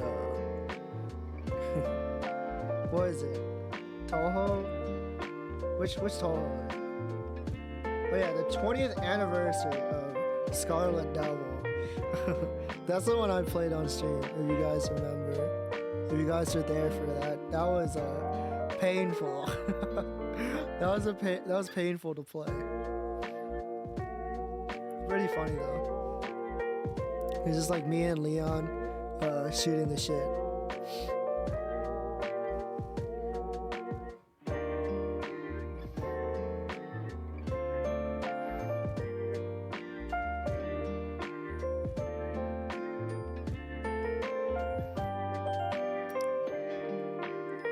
Alright, let's raid another relaxing stream. Let's raid